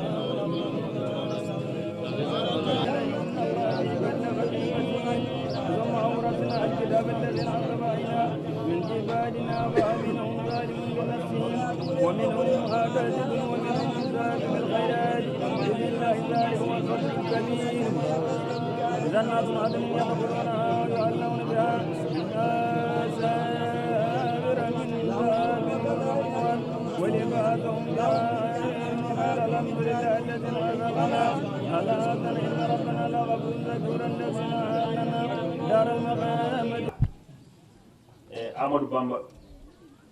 e Ceerno Mamadou Yera e kaw Aliou Samba Ndiaye e Imam As Mbeng e Oumar Mamadou Ba Alaji Ndiak Ka e Ngojel Ila e Malik Mbeng e Ousmane Ñappali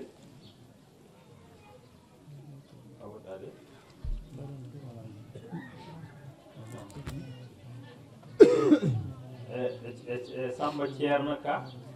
e Seydi Talibe e Ngadiel Paate e Mbaro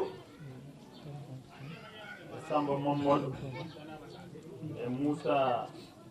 Amadou Samba Diayla e hoɓɓe men ɓe Ceerno Ifra Ka e Ceerno Mawɗa Ka Oustas Babacar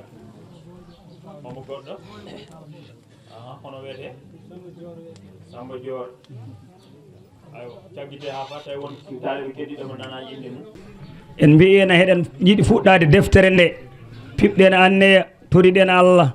nde naraten hen bisimillahi arrahmani arrahim toriɗen Allah nde yettinten e yo okku en kattanɗe ha jottinen machallah wona bawɗe men wona kattanɗe men ko kam walli en ɗo ɗo coobiɗen hen nawrɗon hen bisimillahi arrahmani arrahim ha en jottani wadde ko mbiyeten alhamdulillah rabbil alamina wadde eɗen mbiya kadi yo Allah jaɓan en yo Allah jaaba du'a o ko ɗum toreneɗen Allah waɗani en ɗum e wadde yo Allah yurme yahɓe ɓe yaafoɓe e waɗaɓe ɓe kadi yo Allah hokkuɓe no ɓe mbawi hono no kalduna ɗen e o waɗi présenté arɓe ɓe pour janggoɓe deftere nde o yetti kadi ɓawɓe notateɓe joomen kurusaji ɗi wadde enen foof yo Allah rentin jabano en du'a o e heɗen uddatena deftere nde woni Moustapha Mamadera kam udditno hoore nde ha en jottani gila bakara bira binnaji Allah jaɓan en e mi heeɓi ɗo yamirore noon ɓe mbi enen immiɓe ɓe lobbudu yoɓe mbaɗ hanma o siko ɓe jottani hanma o konngina jekkite e si kamɓe soɓe kanma o yettima tan yoɓe jottin nelal maɓɓe ha ɓe para hanti mekkoro arta men mbo poɗɗen o kadi ɓe foof totten ɗum ɓe mbarkino hen ko noon ɓe mbi en mbinade puɗɗoto ɗen e heɗen coyni koylinaɓe eɗen coyni lumbinaɓe en kaalinude puɗɗoɗen wonno heɗen gandi ko enen mumen ndendi wonde wona en duwat tan ay ɗo ɗum deftere nde yetti o mbaɗa présenté ko ɗon nelaɓe ɓe koyline gaari comme no nelaɓe lobbuɗo ɓe garduno wadde kamɓe ne bisimilla maɓɓe jombaji kadi nde gonoɗen imma jeeta e hono mumen kadi hilifaɓe gara e dentale wonno ko ɗum ñalawma ko ɗum ñalawma diine ko ɗum ñalawma kadi saabu Allah wadde ɗon julɓe garaten tan saabu Allah wadde Allah jaɓan en e wadde nden noon e eɗen gandi yimɓeɓe lobbude foof mbiɗa Sidou woni oɗo Abdourahmane sukaɓe si gorgui Sik Hammed yo Abdourahmane goɗɗo yo hono wiyete Amma Ba Hammed Sik Aliou e mabɓe poof e Ousmane Ba mbiɗa Ousmane Thierno e ɗum e Sirif gorgui Sik Hammed e kam woni afa mu ɓen goni arɓe ɓe wadde maɓe kal délégation garɗo heɗen ɓe gandini e si noon neɗɗo ɓuuri kadi andu hoorem e mbeɗen ɓe mbaɗa hanma o ɓe jottina nelal maɓɓe wolore khalif meɗen alaji cheikh ilol ma cheikh ahmadou ndiaye mo ganduɗa kam neli oɗo délégation e inde ɓi mum almudo mum gorgui cheikh Ahmed Taqullah e o ardini délégation kam gorgui ardinimo ko miñum Ahmadou Bamba mo sidat cheikh ahmadou ndiaye wadde muɗum ɓiyum afa mum chérif gorgui cheikh Ahmed Taqullah amoni kam goni gonɗo heddama wondude e Abdourahmane mbo gorgui cheikh Ahmed Taqullah ɓurɗandede abba o waddi amen kadi e ɓiyemum mbiyetee Abdourahmane e ɓurɗandede Sidou kono o wiyete Abdourahmane Ka Ngadiel ko Abdourahmane Ka innira kono Abdourahmane gorgui cheikh Ahmed Taqullah Ndiaye wondude e Ousmane mbo cheikh Ahmed Taqullah ganda ko abna irru jeeya eyyi e o kaalowo ko Sidi Boyo Ahmed Cheikh Aliou ɓurɗandede amma min tawi ɗo noon mingil amen dinɗigil amen woni cheikh Dawoud mo Sidi Demba Jimbu amboyni ɗo kamnene e ko tan cheikh Ahmadou Ndiaye il faut min mbaɗɗoma délégation o min tawi ɗo baabeɓe amen ɓe ganduɗa somin ɓe jii minen gontiga komin ɓeɓɓe maɓɓe komin miñiɓe maɓɓe min jagrike mawɗe koɓe jignaɓe amen woni alhaji Ngojo e alhaji Hammed Ngojo wonde cheikh Ahmadou Bamba en hay somin garana ɓe tan joni en ɗo en bisimima foof en mbi foof en yo Allah ukken tawtede mo wuuri seereɓe arɓe ɗo foof saabi Allah ɓor addeɓe ɗo en juurima hen seereɓe men immiɓe to koyli eɗen gandi hay cenki en kawre mabɓe galle Ahmadou Niang wadde firti kala ɗo goɗɗen e saabi Allah o enen fof e kawrat ɗon wadde nden en ceertani saabu en jewtaka lewru en kawrani en jewtaka yontere en kawrani wadde nden de nena mbaɗen e jolde he nena mbaɗen e korka he nena mbaɗen foof wadde ala ɗo cirɗen si tisbar foti enen fof en callete ɗo ƴeewen iliman goto ardo men juulen ɗo en ganda ɗo Tidiane yanke o en ganda ɗo qadiriyanko en ganda ɗo wahabiyanko en ganda ɗo salafiyanko hay goto en ganda hen fof ko wiyete ko innamal mu'minuna ikhwatun fa aslihu bayna akhwaykum non kay en joorem imam min mbaɗema ziyara machallah e inde dendagal emmuɗi fof seere ɓe mbiɓe calminimon ɓe jooremon eɓe ñaago oɗo du'aw mo ganduɗa aja hawa waɗnema tawno muɗum e kamɓe ɓe wondi eɗen ñaagui Allah subhanahu wa ta'ala ne mbiɗen ni allahumma balligh sawaba ma qara'nahu wa nura ma talawnahu ila arwahihim yo Allah wat baraji ka janganɗen ko ɗum wona annore ɗum wona leer wona yaafoye yetto pittade mabɓe togo ɓe goni barsakh bi jahi muhammadi sallallahu alaihi wasallam e kala mo ganduɗa yawti toon hoɗon gandi de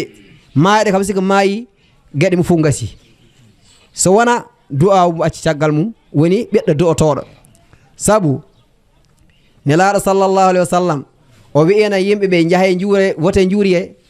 gaɓiriji haɓoyi wiɓe mi yam haɗena moon woto en juuro e gabriji kono joni jaahe juuri e beela ɗum sifnir moon maayde yawmal lakara wadde nden firtiga sa yahi jooriyema qabri do sika yahani toon sika juuli ha cilminɗa wat qul huwallahu laabi sappo goo walla laabi tati cakkaɗa mayɗa ma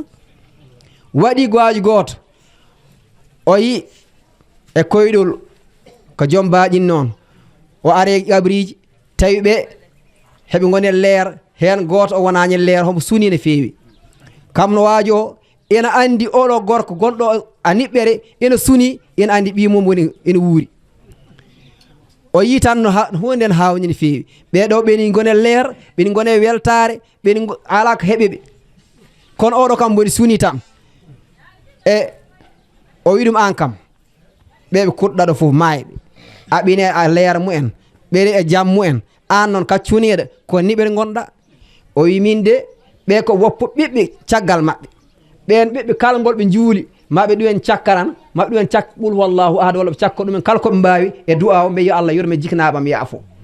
ɗum woni o leer momo yiiɗa momo dañi eɗo ɗe baraji ɓe dañata min noon ɓiyam bono wuro wallahi ko juulɗo hayde kono ko naskaɗo saabu yejjitat kam mi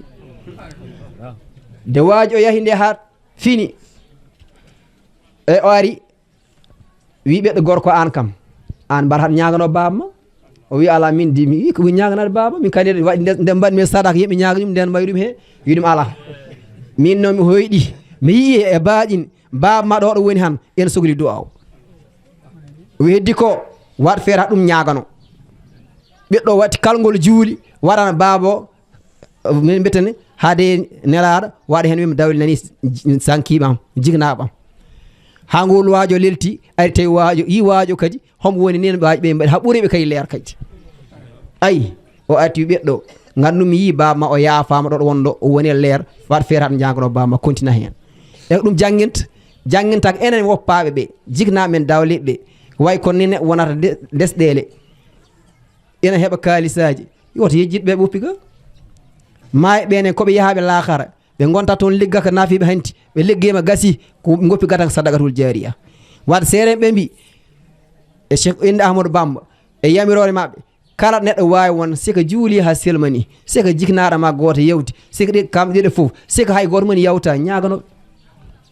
du'awo mabɓe du'awo ma en yettio mabɓe nelaɗo sallallah alih w sallam waaji goto arena mum o wi min de jiknaɓam mi ɗoftimoɓe ha ɓe jalti aduna beela hakke mabɓe waɗɗatimoɓe o wi ala joni ɓuurma waɗɗade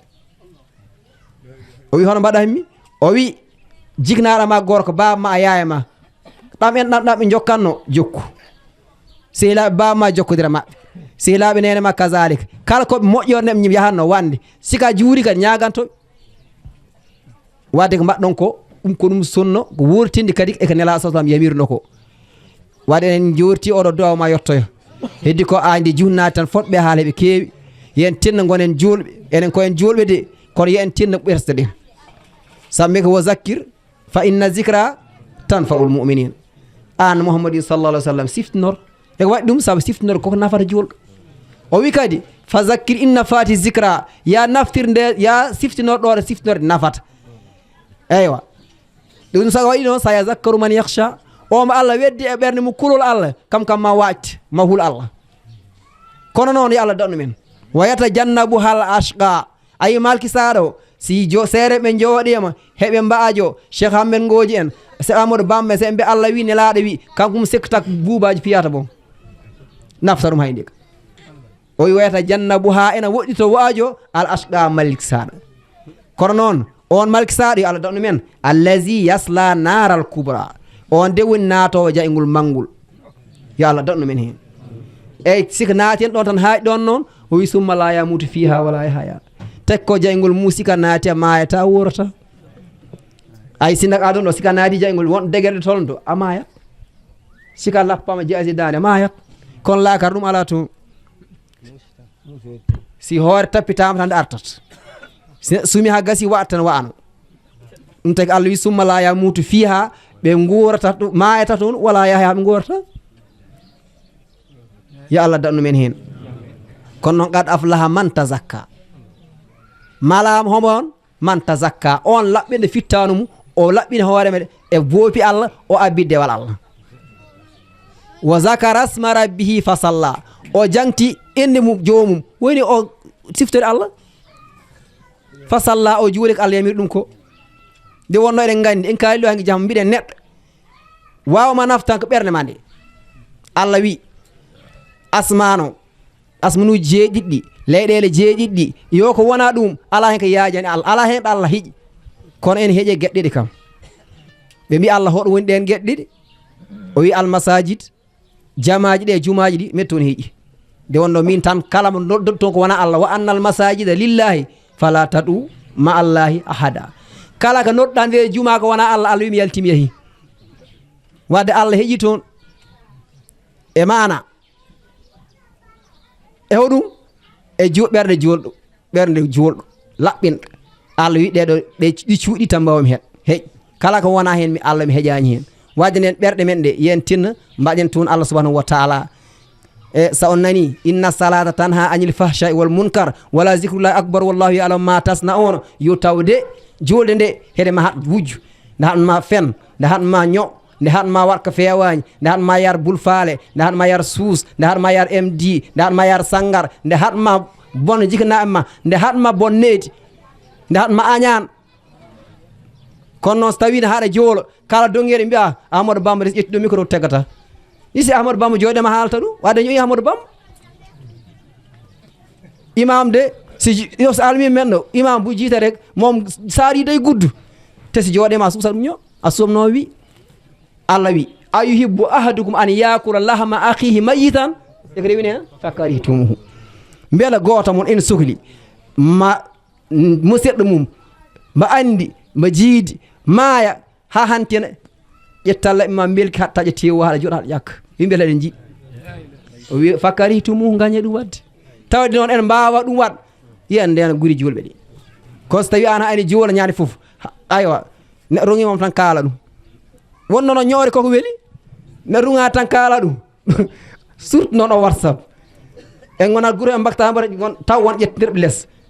audio privé an kam yi kaari an kam ganduɗa kaari taw i audio so mbaɗi fiite jeehi dow walla tasa azon o yo Allah dannu men hen ko kewi de te noon seyɗani Allah wiyene mon seyɗani Allah wiyene seyɗani gaña mon jagguere ɗum gaña joni Allah walli ɗum ha tuubkoɓe balli ɗum ha ɗiɗo téléphone ngaji ngari ayini no moƴƴere wayi hen tappa naña Qur'ana tappa naña hen hibaji noon kay mbatta jiya ko fewani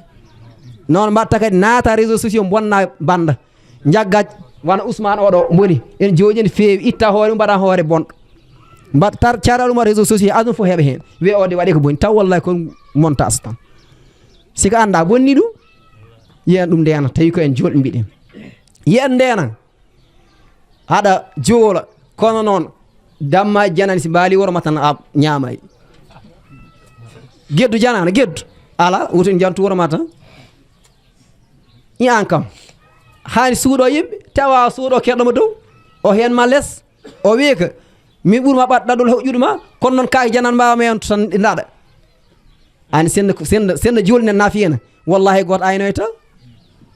boyiji de ngalaɗo elle walla taw kewani pobbini baroɗe ni cewgo ni kono noon boyeji baɗɗi kosɗe mbaɗi hakkillaji sa woppi seeɗa maɓe ñamaɗi nayi ma nawa tuuba ñaame a wonta hen heeɓ wiye kaari en de sa jokkodirañe mumen ha jeyanɗaɓe heɓata seeɗa ma te kaari ɓen ɓe soɓe maayi wiyete koɓe julɓe de nawaten ɓe ko joom amen de juul lowaten ɓe juulemɓe te noon so goto mon yahade seeɗa ma paari hen ma ganda on réseau tan walla ɓima jeeya on réseau walla banda jeeya on réseau ɓe mbaɗa feere ɓe littanma kaake ma jeeyana ujunnaji nogas capantati keɓa nayyi ma so ɗum ala si jeeyi aywa wala takulu amwalakum baynakum bil batil fatudlu biha ila hukkam o wote ñamdire jawɗele mon dow meere dow fenade kono ɗum woni ɗo han kono noon so tawi en cuuri gonga si neɗɗo waɗi ɗum en cuuɗat ɗum mbiyen si yeehi hat kaso ɓi kaari en jiiɗa yo jagge walla yo jaggane avocat enen foof jeeyaɓe muɓe ɓe mballa ɗum ɓe jeeyaɓe gojinaɗo ɓe mballa ɗum won parti ɗiɗi kamɓe fof ɓe jaha tribunal heɓe ƴeega ɓe jippa koɓe julɓe de ɓeɗon goppi deftere Allah nde ɓeɗon goppi hadis nela sa sallam kono ɓe gabbaki hen hoɗo ɓe gabbi ko goto men fof yo hanti yo yeeye seeɗa mum mo gojjinaɗo mboni yeena gujjoɗo mboni yeena ha ɓooya mbiya gujjoɗo wiyama jaggama lebbi ɗiɗi walla lewru utude jawa ɗum sawnama jaha a perti seeɗa ma hoto julde nde nafi inna salata tanha anil fahsha'i wal munkar kono noon de nafani aywa jaafo ɗon haala kokoni heeɓo juut ko wasiyaji seerenɓe ɗi ka juulo aɗa juulo kono noon jaafoɗon ndi onon mawɓe debbo janano werta koma de si ayi tan mbe a wat feere tottami numéro ma téléphone sa heeɓi whatsapp onon bone mbaɗi ɗon hanti kam ujoji less tan ɗum taki wan hen hewɓe hen jaɓata re mumen jogo portable weero kono noon bonɗo portable weero yo portable tuuso fote mum ko bonɗo tan wadde julde haɗa ɗum fin jin te ɓuuri bon foof koddeji ma jinda joom suudu yo Allah danno men koddeji ma haka hantina wona koddeji ma gorɗa joom suudu yo Allah danno men hen Allah no wino ko wala taqrabu zina de wote ɓade jina ƴeew tan wote ɓade zina ayde Allah wi'at noon innahu kana fahisatan wa maktan wa sa'a sabila ayi nde wi'at noon en gandano sida en gandano ñabbuji goɗɗi kono kala baɗɗo zina gueɗɗiɗo inɗe ñawa sida walla nden an hoore ma gona kuyarɗo hen ta won tawat ko fi ƴeew hadis o wiyata kala mo woni jinowo a dañata kisa kala mo woni jinowo a wonat basɗo saabu hay sika dañi jawdi ni nafatama bolle po ñamata ɗi coolo jippotoma jabbo buuji abou jubaji en ɓen toon jawdi ma happi kono saabi Allah ala mbaɗowo cakan wawa ɗum are mbaɗe gambay ha mbaɗowo cakan watta hen ɓuuri mum ara mbaɗe ziyara mbaɗowo cakan watta ɗum wadde nden Allah wino kum lawol bongol taw woni jinowo tan islam mastadatu wama tawfiqi illa billah wama tawfiqi illa alayhi tawakkaltu wa ilayhi unib wassalamu aleykum wa rahmatullahi taala wa barakatuhu ɗum ɗo seere mbino min jottin e ende Cheikh Amadou Bamba sidade mo Cheikh Amadou Ndiaye yamirore mawnum goto Cheikh Ahmed Taqullah e yamirore khalifa min ala Cheikh Idol Cheikh Ahmad Ndiaye ko woni hen ko min o kalannoɗo e cheydani kono kala ko feewi hen gandonde ko Allah subhanahu wa taala e kamɓe nelnoɓe ɓe jot kaldir noon hon jarlo on jaafo on bandiraɓe mi wi on jaramon jef on jarama kadi min beltima e mbiyan tan ko ñaaga koɗo yo ko haala koɗo e moƴƴore fof yo ɗum wonan en moƴƴore ya barke Muhammad sallallahu alaihi wasallam e ina wayno onon sernaɓe ɓe onon fof mi juurima on miɗon ñaagui du'aw miɗa ñaagui ñagano ɗon dendagal ɓesgu o fof e julɓe kala ñagana ɗon Hawa ñagana ɗon Abdourahmane Ka e dendagal julɓe fof e jaramon jeef e ko keɓormi koɗo watnon ɗum wona haydara komi sohlu ɗon waɗa ziyara tan onon talibaɓe walla onon sernaɓe janggoɓe deftere nde saabu nde neɗɗo mon waɗata nde limta ha limta gasa fuɗɗo goɗɗum hen ƴetti temps nde neɗɗo mon wonata nde ceerno hen ƴetti temps nde neɗɗo nde famata nde gandal hen ƴetti temps wadde noon minenne min dutto min mbaɗa on ziyara tan min barkino e gandal ngal Allah waɗe koye mon gueɗal ngal Allah rokki o rokkani amen e wona haydara noon kono komin mbaɗat ɗon ziyara tan ceerno mawɗo Ka min mbaɗima ziyara ceerno Ifra Ka ɓesdon du'aw Moussa Amadou Samba Dieyla Samba Mamadou Dem Mburel on meɗa andi heɓe keñi e si jikuru ndu no moƴƴi jewte ɗe kadi koɗe moƴƴuɗe saabu nela sallah sallam kam wi ena ballighuni walaw bi aya jottinene kam hayso aya goto heɗen gandi kala dente diine ɗe jahaɗen ɗo heɗen nana heɓe toon inne enen kadi tawene kono mbayi hawata ɗum fonno mbiyen ɗum yaaji ay kono noon kala ɗo woni jettoru mumen kamɓe julɓe Allah hono mumen wadde Allah jaggaranɓe hen eyyi wadde ɗum koko mawni no fewi ɓe jagge hen e dente joni noon jiɗɗen tan koɓe mbaɗa hen jikru koyli والأسر وبدن لايج بالله من سر ما جنيت في الملاي أرجو أن يرحمني في الآخرة أكون ما فكر سبت مني يا غريب الفرج يا منادى المو بدا شراجي وباليقين سبت الماني بحق ذاتك وقرآني ولا تغير ربنا لجسد فرقا للرؤيا نقوادي إذا الحبيب يلا دفقات فين فافين يا من الفتن والقبر لا يتمني يا نافع إلا بيد ما يرى أزي جوابا بسرور ربنا لدى سؤال الملكين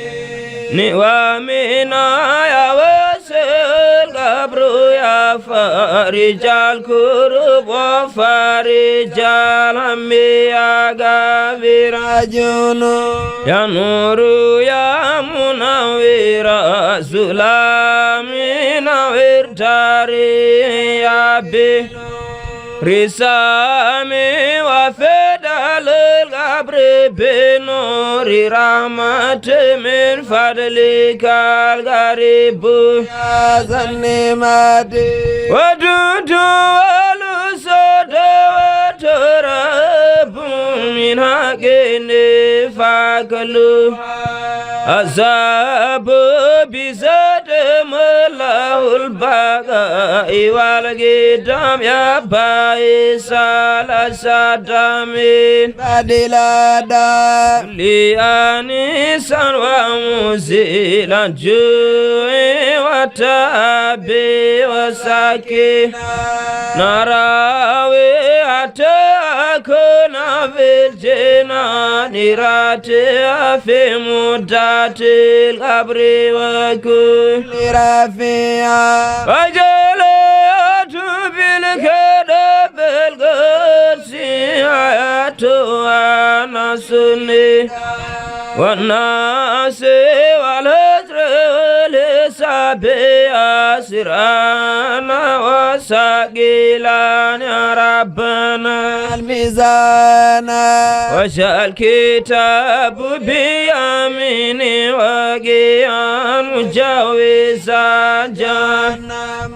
لا ساميان وودن بسرب من هودنا بما لازين باللي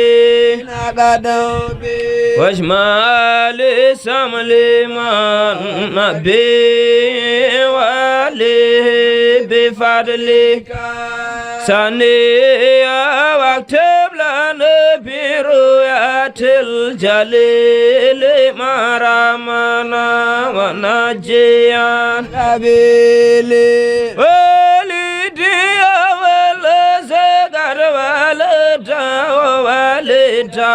والداهماي بعدي خالص أتوتيم تان بوكيتا بعد يكبي بعد دو بوكيتا بوتيكي يهادي كونو شيخ سيد بو يالا يوم موجري فتبارك الله كلاي داكو دum nanama mi anda bel jabama mi anda bel fahmama adi fof haddi men yalta den toɓɓere min gaddi ɗo ko nelal ceerno Koyli, min gaddi ɗo ko nelal ceerno Hamidou, min gaddi ɗo ko nelal miñiɓe makko, min gaddi ɗo ko nelal ɓiɓɓe makko khalifa e wuro ngo fof. kono min gaddi ɗo nelal hasiya ko ceerno Mouhamadinil Muntaka ibnu Hamidou Alpha radiyallahu anhu. wondi ko nin ɗum yahari ni no tubakoɓe mbiyat mal information, wonano ko tina hande woni ñalawma o, wonko tintinno hen kono haqqillaji jejjitat. so jii min jawani arde wonko yejjitano hen siftora oɗon min jafno e lelgol ngol ar. kono hunde nde ko enen ndendina.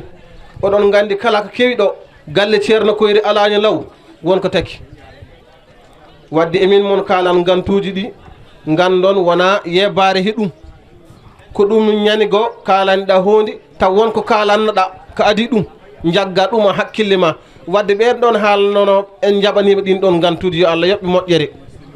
kono kala de tina arrêté. oɗo mo mbiten ɗo Demba Saba noddi kam ko ɓooyani, kono nelal ngal ko ceerno Muntaga haalnade wi amen tan ko galle oɗo ko galle mum, ko galle mum. oɗo Hajirata Haw e Alaji Abdourahmane kay yo Allah yoɓɓe moƴƴere, koɓe tinniɓe e diine islamu he, koɓe walluɓe kadi almudagal ngal. daaraji ɗi ko walluɓe daaraji ɗi gandon ɗum. wadde soɓe kewni daaraji ɗi ina hani ɓe gara ɗo yo Allah yoɓɓe moƴƴere. ay barowo Allah jarani waɗ publicité bon ko Allah ɓe mbarata, yimɓe fof ene gandi ɗum. waɗanteɓe ene gandi ko Allah ɓe mbarata, sababu jiiɗa hay goto layde koɓe mbaɗi ko. yo Allah yoɓɓe moƴƴere, kam jogui moƴƴere mum. ɗum noon galle Cheikh Ahmadou Ndiaye ari ɗo haalani galleji sernaɓe fof, wallahi ɓe kaali ko oɗo haali ko sirboji haali ko fa tabarakallahu ballagtu wa ahsantu. kono bandiraɓe ɗum ɗo hande ɗum koko waɗno garante ko ɓooyi, ko ɗum yamirore nela sallllahu alayhi wa sallam ida mata ibnu adama inqata amaluhu illa min salasin. hen gueɗel gotel e raɓɓoɗinade gueeli ko nelaɗo haalno gasi waɗi tembro hande. ɗum ɗon jogami yakar saka ko sernaɓe moƴƴuɓɓe ko heddino ko neɗɗo wawa ɗo haalaka haalaka ɓayre gandanɗa hoore ma ɗum yeehi ha ɗum tolnotima ɗo. min calminimon, min juurima mon, min ñaganimon Allah moƴƴere, min ñaguima moɗon du'aw. emin garde délégation oɗo ko ceerno Madi Muntaga Hamidou Alpha, oɗo ko Muntaga Misbah, oɗo ko Hamidou Gori ko miñam, oɗo ko ceerno Haroun, ko minen gari arandi ɗo wuuro ngo. kono noon ɓeɗo fof joni wona e amen. sa ƴeewi arɓe ɓe tan kaari mbeɗa andi ɗum ka wona noon. al mursili bi qadri l mursili Sidi El Hadj Malick wi gadi takami. ay nelɗo o ko on ƴeewata ina timmi machallah fa tabarakallahu. oɗo Cheikh Amadou Ndiaye en tan jooɗi ɗo ɗum ƴeewata. wadde yo Allah yoɓ mon moƴƴere. min calmini min juurima sababuji ɗi o haali ko guelnani. mo yettani sababu yettata Allah, mbo yettani seeɗa kadi yettata ko heewi. kono noon hande ceerno aduna hembo hawni ina haala ha tampa, ina jangga ha heewa. kono est ce que beele fahma muji ɗi e golle ɗe ne jahari noon. régime o heewi, haalullaji heewi, himmeji ɗi keewi. duttoɗen to jomiraɗo subhanahu wa taala, ndewen Allah. koɗo haali ko guelnani e mayɗi. mayɗi ina won miskine, mayɗi ina won miskine, ina won faqir, ina won miskine, ina won basɗo taw ko mayɗo. aɗa neɗɗo ina woppa ɓiɗɗo bon taw ɓiɗɗo duunaki ɗum. neɗɗo ina wasa dañ ɓiɗɗo. mbatte hen haqqillaji meɗen e dewal Allah. gonate du'antoɓe mayɓe. neɗɗo fof mo woni du'antoɗo ɗo mayɗo ma Allah accum ɗo. mayɓe kala ko tori Allah, Allah no jaɓa. te sa woni du'antoɓe ɓe eɓe jiiɗi yaɓoy ga aɗa du'uno. mbatte haqqillaji ɗi e du'onare nde mayɓe ɗe. ndeɗo hunde yo Allah jaaba ko du'a ko. ay ndeɗo hunde woni yonodirde addina nasih, diine ko laaɓodiral deydi, diine ko jonodiral. ɓeɗo gari mbaɗi deftere alhamdulillahi rabbil alamin. anni e yettima simin gari ene tamit min tawtata ɗum ne ko ɗum tan min mbawi hen wadde. foti ko aalede ina heewi, foti ko haali ina heewi, foti ko nane kadi jaaɓe ina heewi. kono oɗo ko haali ko ɗo wallahi ko ɗum darsun qalil wona hay darsun kasirde. ko ɗum komo darsun qalil wonɗo hakkille wonko wawi hattan. heddi ko koye noppi wonat. ay hakkille ƴettat ko wona ko nufurlowi ko foof. darsun qalil kono fahmun kathir woni ɗo. yo Allah yoɓmo moƴƴere. ɗum noon min calminimon, min juurima mon, min mbawa noon wasde salminde noon galle mo ganduɗa galle sa juumen wa tabarakallahu yo Allah yoɓɓe moƴƴere eɓe jogui cofeel e ceerno Koyli ha joni soɓe jii cukalel immiguel toon tan ma ɓe palaw foof noon ko noon mbayi yo Allah yoɓ mon moƴƴere ceerno Mountaga salmini mon juurima mon ñaaguima mon du'aw andani mon kadi nde ɗo ñalani kono ñalani mum hayso tinini en takkusani yimɓe ne joolu ma hirdoy ga walla nelga nelaɗo mum ɗum noon wuuro ngo fof ko noon ngo wayi ngo salminima ngo juurimamo moƴƴere Allah ɓe ñaganimamo wama tawfiqiya billahi alayhi tawakkaltu wa ilayhi uniba. Assalamu aleykum wa rahmatullah. sallallahu alayhi wa sallam.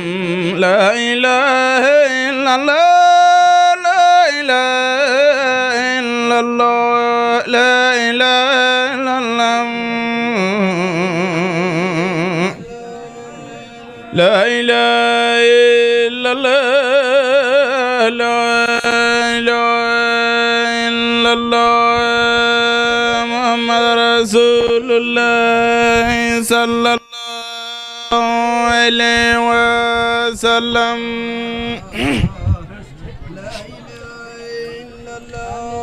Adalo ma yudalo ma yugalo akaru ma yunfagu fil ma kiratil guranin dan nasi kasara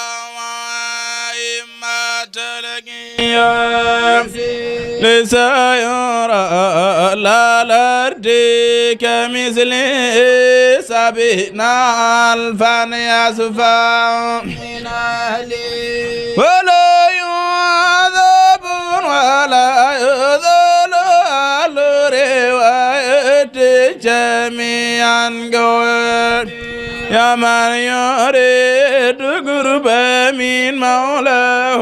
فليقرأ القرآن لا ينسى جعل لكل حرف النصر حسن كذا كتمان وسرى ومن قرأه يكبدر لكل حرف. أعوذ بالله من الشيطان الرجيم. بسم الله الرحمن الرحيم.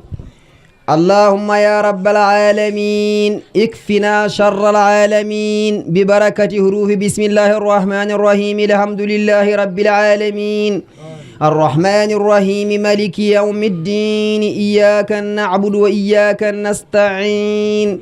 اهدنا الصراط المستقيم صراط الذين أنعمت عليهم غير المغضوب عليهم ولا الضالين. اللهم يا رب كل أحد اكفنا شر كل أحد ببركة حروف بسم الله الرحمن الرحيم. قل هو الله أحد الله الصمد لم يلد ولم يولد ولم يكن له كفوا أحد. اللهم يا رب الخلق اكفنا شر الخلق ببركة حروف بسم الله الرحمن الرحيم. قل أعوذ برب الفلق من شر ما خلق ومن شر غاسق إذا وقب ومن شر النفاثات في العقد ومن شر حاسد إذا حسد. اللهم يا رب الناس اكفنا شر الناس ببركة حروف بسم الله الرحمن الرحيم. قل أعوذ برب الناس ملك الناس إله الناس من شر الوسواس الخناس الذي يوسوس في صدور الناس من الجنة والناس. الله أكبر ولله الحمد. بسم الله الرحمن الرحيم. صدق الله مولانا العظيم وبلغ رسوله الكريم ونحن على ما قال ربنا وخالقنا ورازقنا ومولانا من الشاهدين. اللهم ربنا تقبل منا ختم القرآن وتجاوز عنا ما كان في تلاوته من السهو والنسيان. أو تحريف كلمة عن موضعها أو تغيير حرف أو تقديم أو تأخير أو زيادة أو نقصان أو تأويل على غير ما أنزلته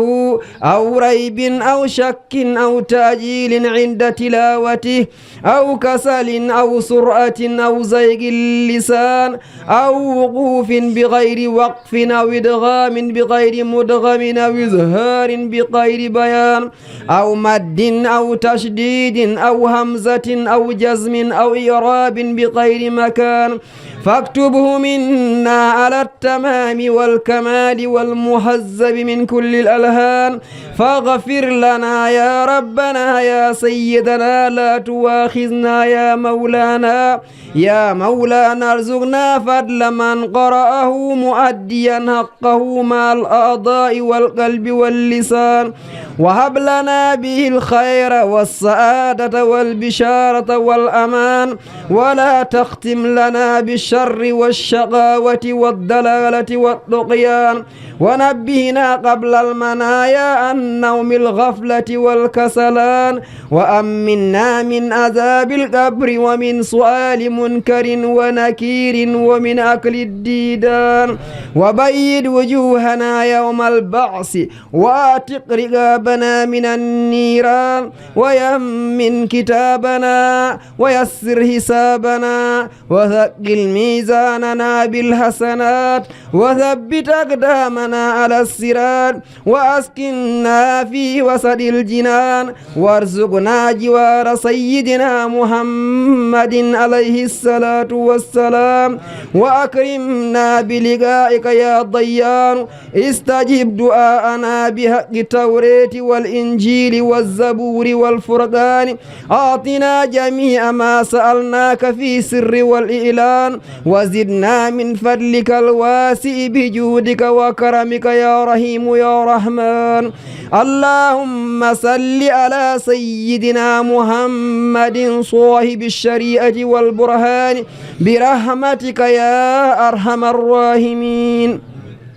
اللهم انفعنا وارفعنا بالقرآن العظيم وبارك لنا بالآيات والذكر الحكيم وتقبل منا إنك أنت السميع العليم وتب علينا إنك أنت التواب الرحيم اللهم زينا بزينة القرآن وأكرمنا بكرامة القرآن وألبسنا بخلعة القرآن وآفنا من كل بلاء الدنيا وعذاب الآخرة بحرمة القرآن وأدخلنا الجنة مع القرآن وارحم جميع أمة سيدنا محمد بحق القرآن اللهم اجعل القرآن لنا في دنيا قرينا وفي القبر مونسا وفي القيامة الشفيعا وعلى الصراط نورا وإلى الجنة رفيقا وبيننا وبين النار سترا وحجابا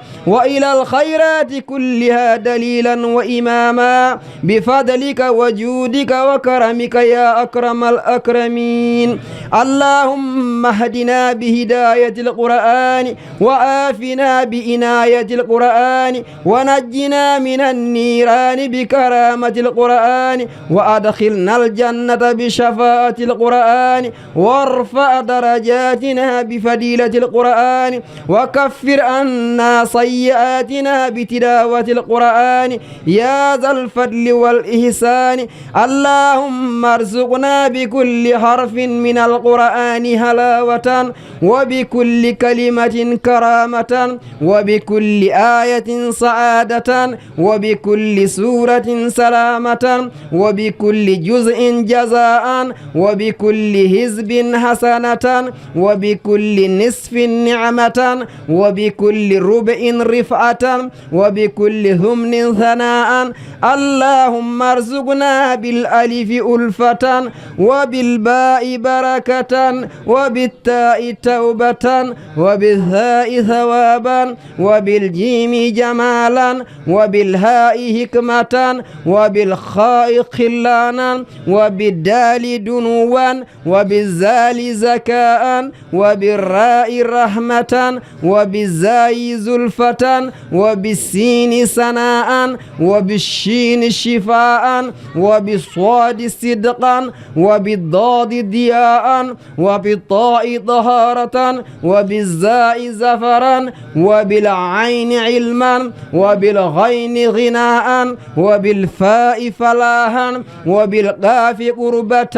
وبالكاف كفاية وباللام لطفا وبالميم موعظة وبالنون نورا وبالواو وصلة وبالهاء هداية وباللام الألف لقاء وبالياء يسرا وصلى الله على سيدنا محمد وآله الطاهرين أجمعين وصلى الله على سيدنا محمد وآله الطاهرين أجمعين اللهم بلغ ثواب ما قرأناه ونور ما تلوناه إلى روح سيدنا محمد عليه السلام اللهم بلغ ثواب ما قرأناه ونور ما تلوناه إلى روح سيدنا محمد عليه السلام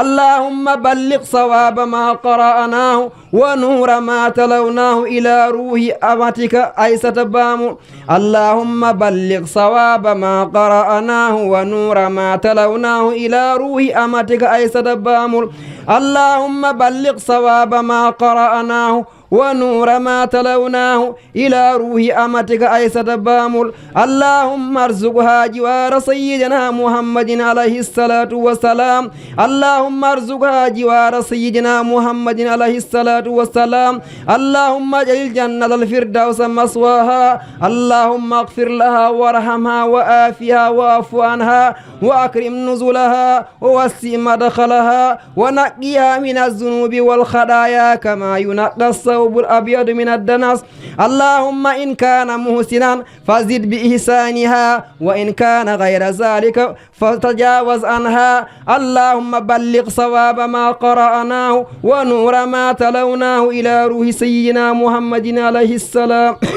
وإلى أرواح أصحابه رضي الله عنهم أجمعين وإلى أرواح جميع الأنبياء والأولياء والمرسلين وإلى أرواح آبائنا وأمهاتنا وإخواننا وأصدقائنا وأساتذتنا ومشايخنا خاصة وإلى أرواح جميع المؤمنين والمؤمنات والمسلمين والمسلمات الأحياء منهم والأموات أجمعين آمة وإلى أرواح جميع أصحاب الخيرات من المؤمنين والمؤمنات اللهم انصر من نصر الدين وخذل من خذل المسلمين آمين يا رب العالمين برحمتك يا أرحم الراحمين يا رب العالمين سبحان ربك رب العزة أما يصفون والسلام على المرسلين والحمد لله رب العالمين. اللهم صل على سيدنا محمد الفاتح لما أغلق والخاتم لما سبق ناصر الحق بالحق والهادي إلى صراطك المستقيم وعلى آله حق قدره ومقداره العظيم إن الله وملائكته يصلون على النبي يا أيها الذين آمنوا صلوا عليه وسلموا تسليما صلى الله تعالى عليه وعلى آله وصحبه وسلم تسليما سبحان ربك رب العزة عما يصفون والسلام في الدنيا والسلام في الآخرة والسلام في الصبح والسلام في الظهر والسلام في العصر والسلام في المغرب والسلام في العشاء والسلام في كل عام والسلام في كل سحر والسلام من كل يوم والسلام من كل ليل والسلام في كل نهار والسلام في ساعة والسلام في أيام نضابلها والسلام على المرسلين والحمد لله رب العالمين.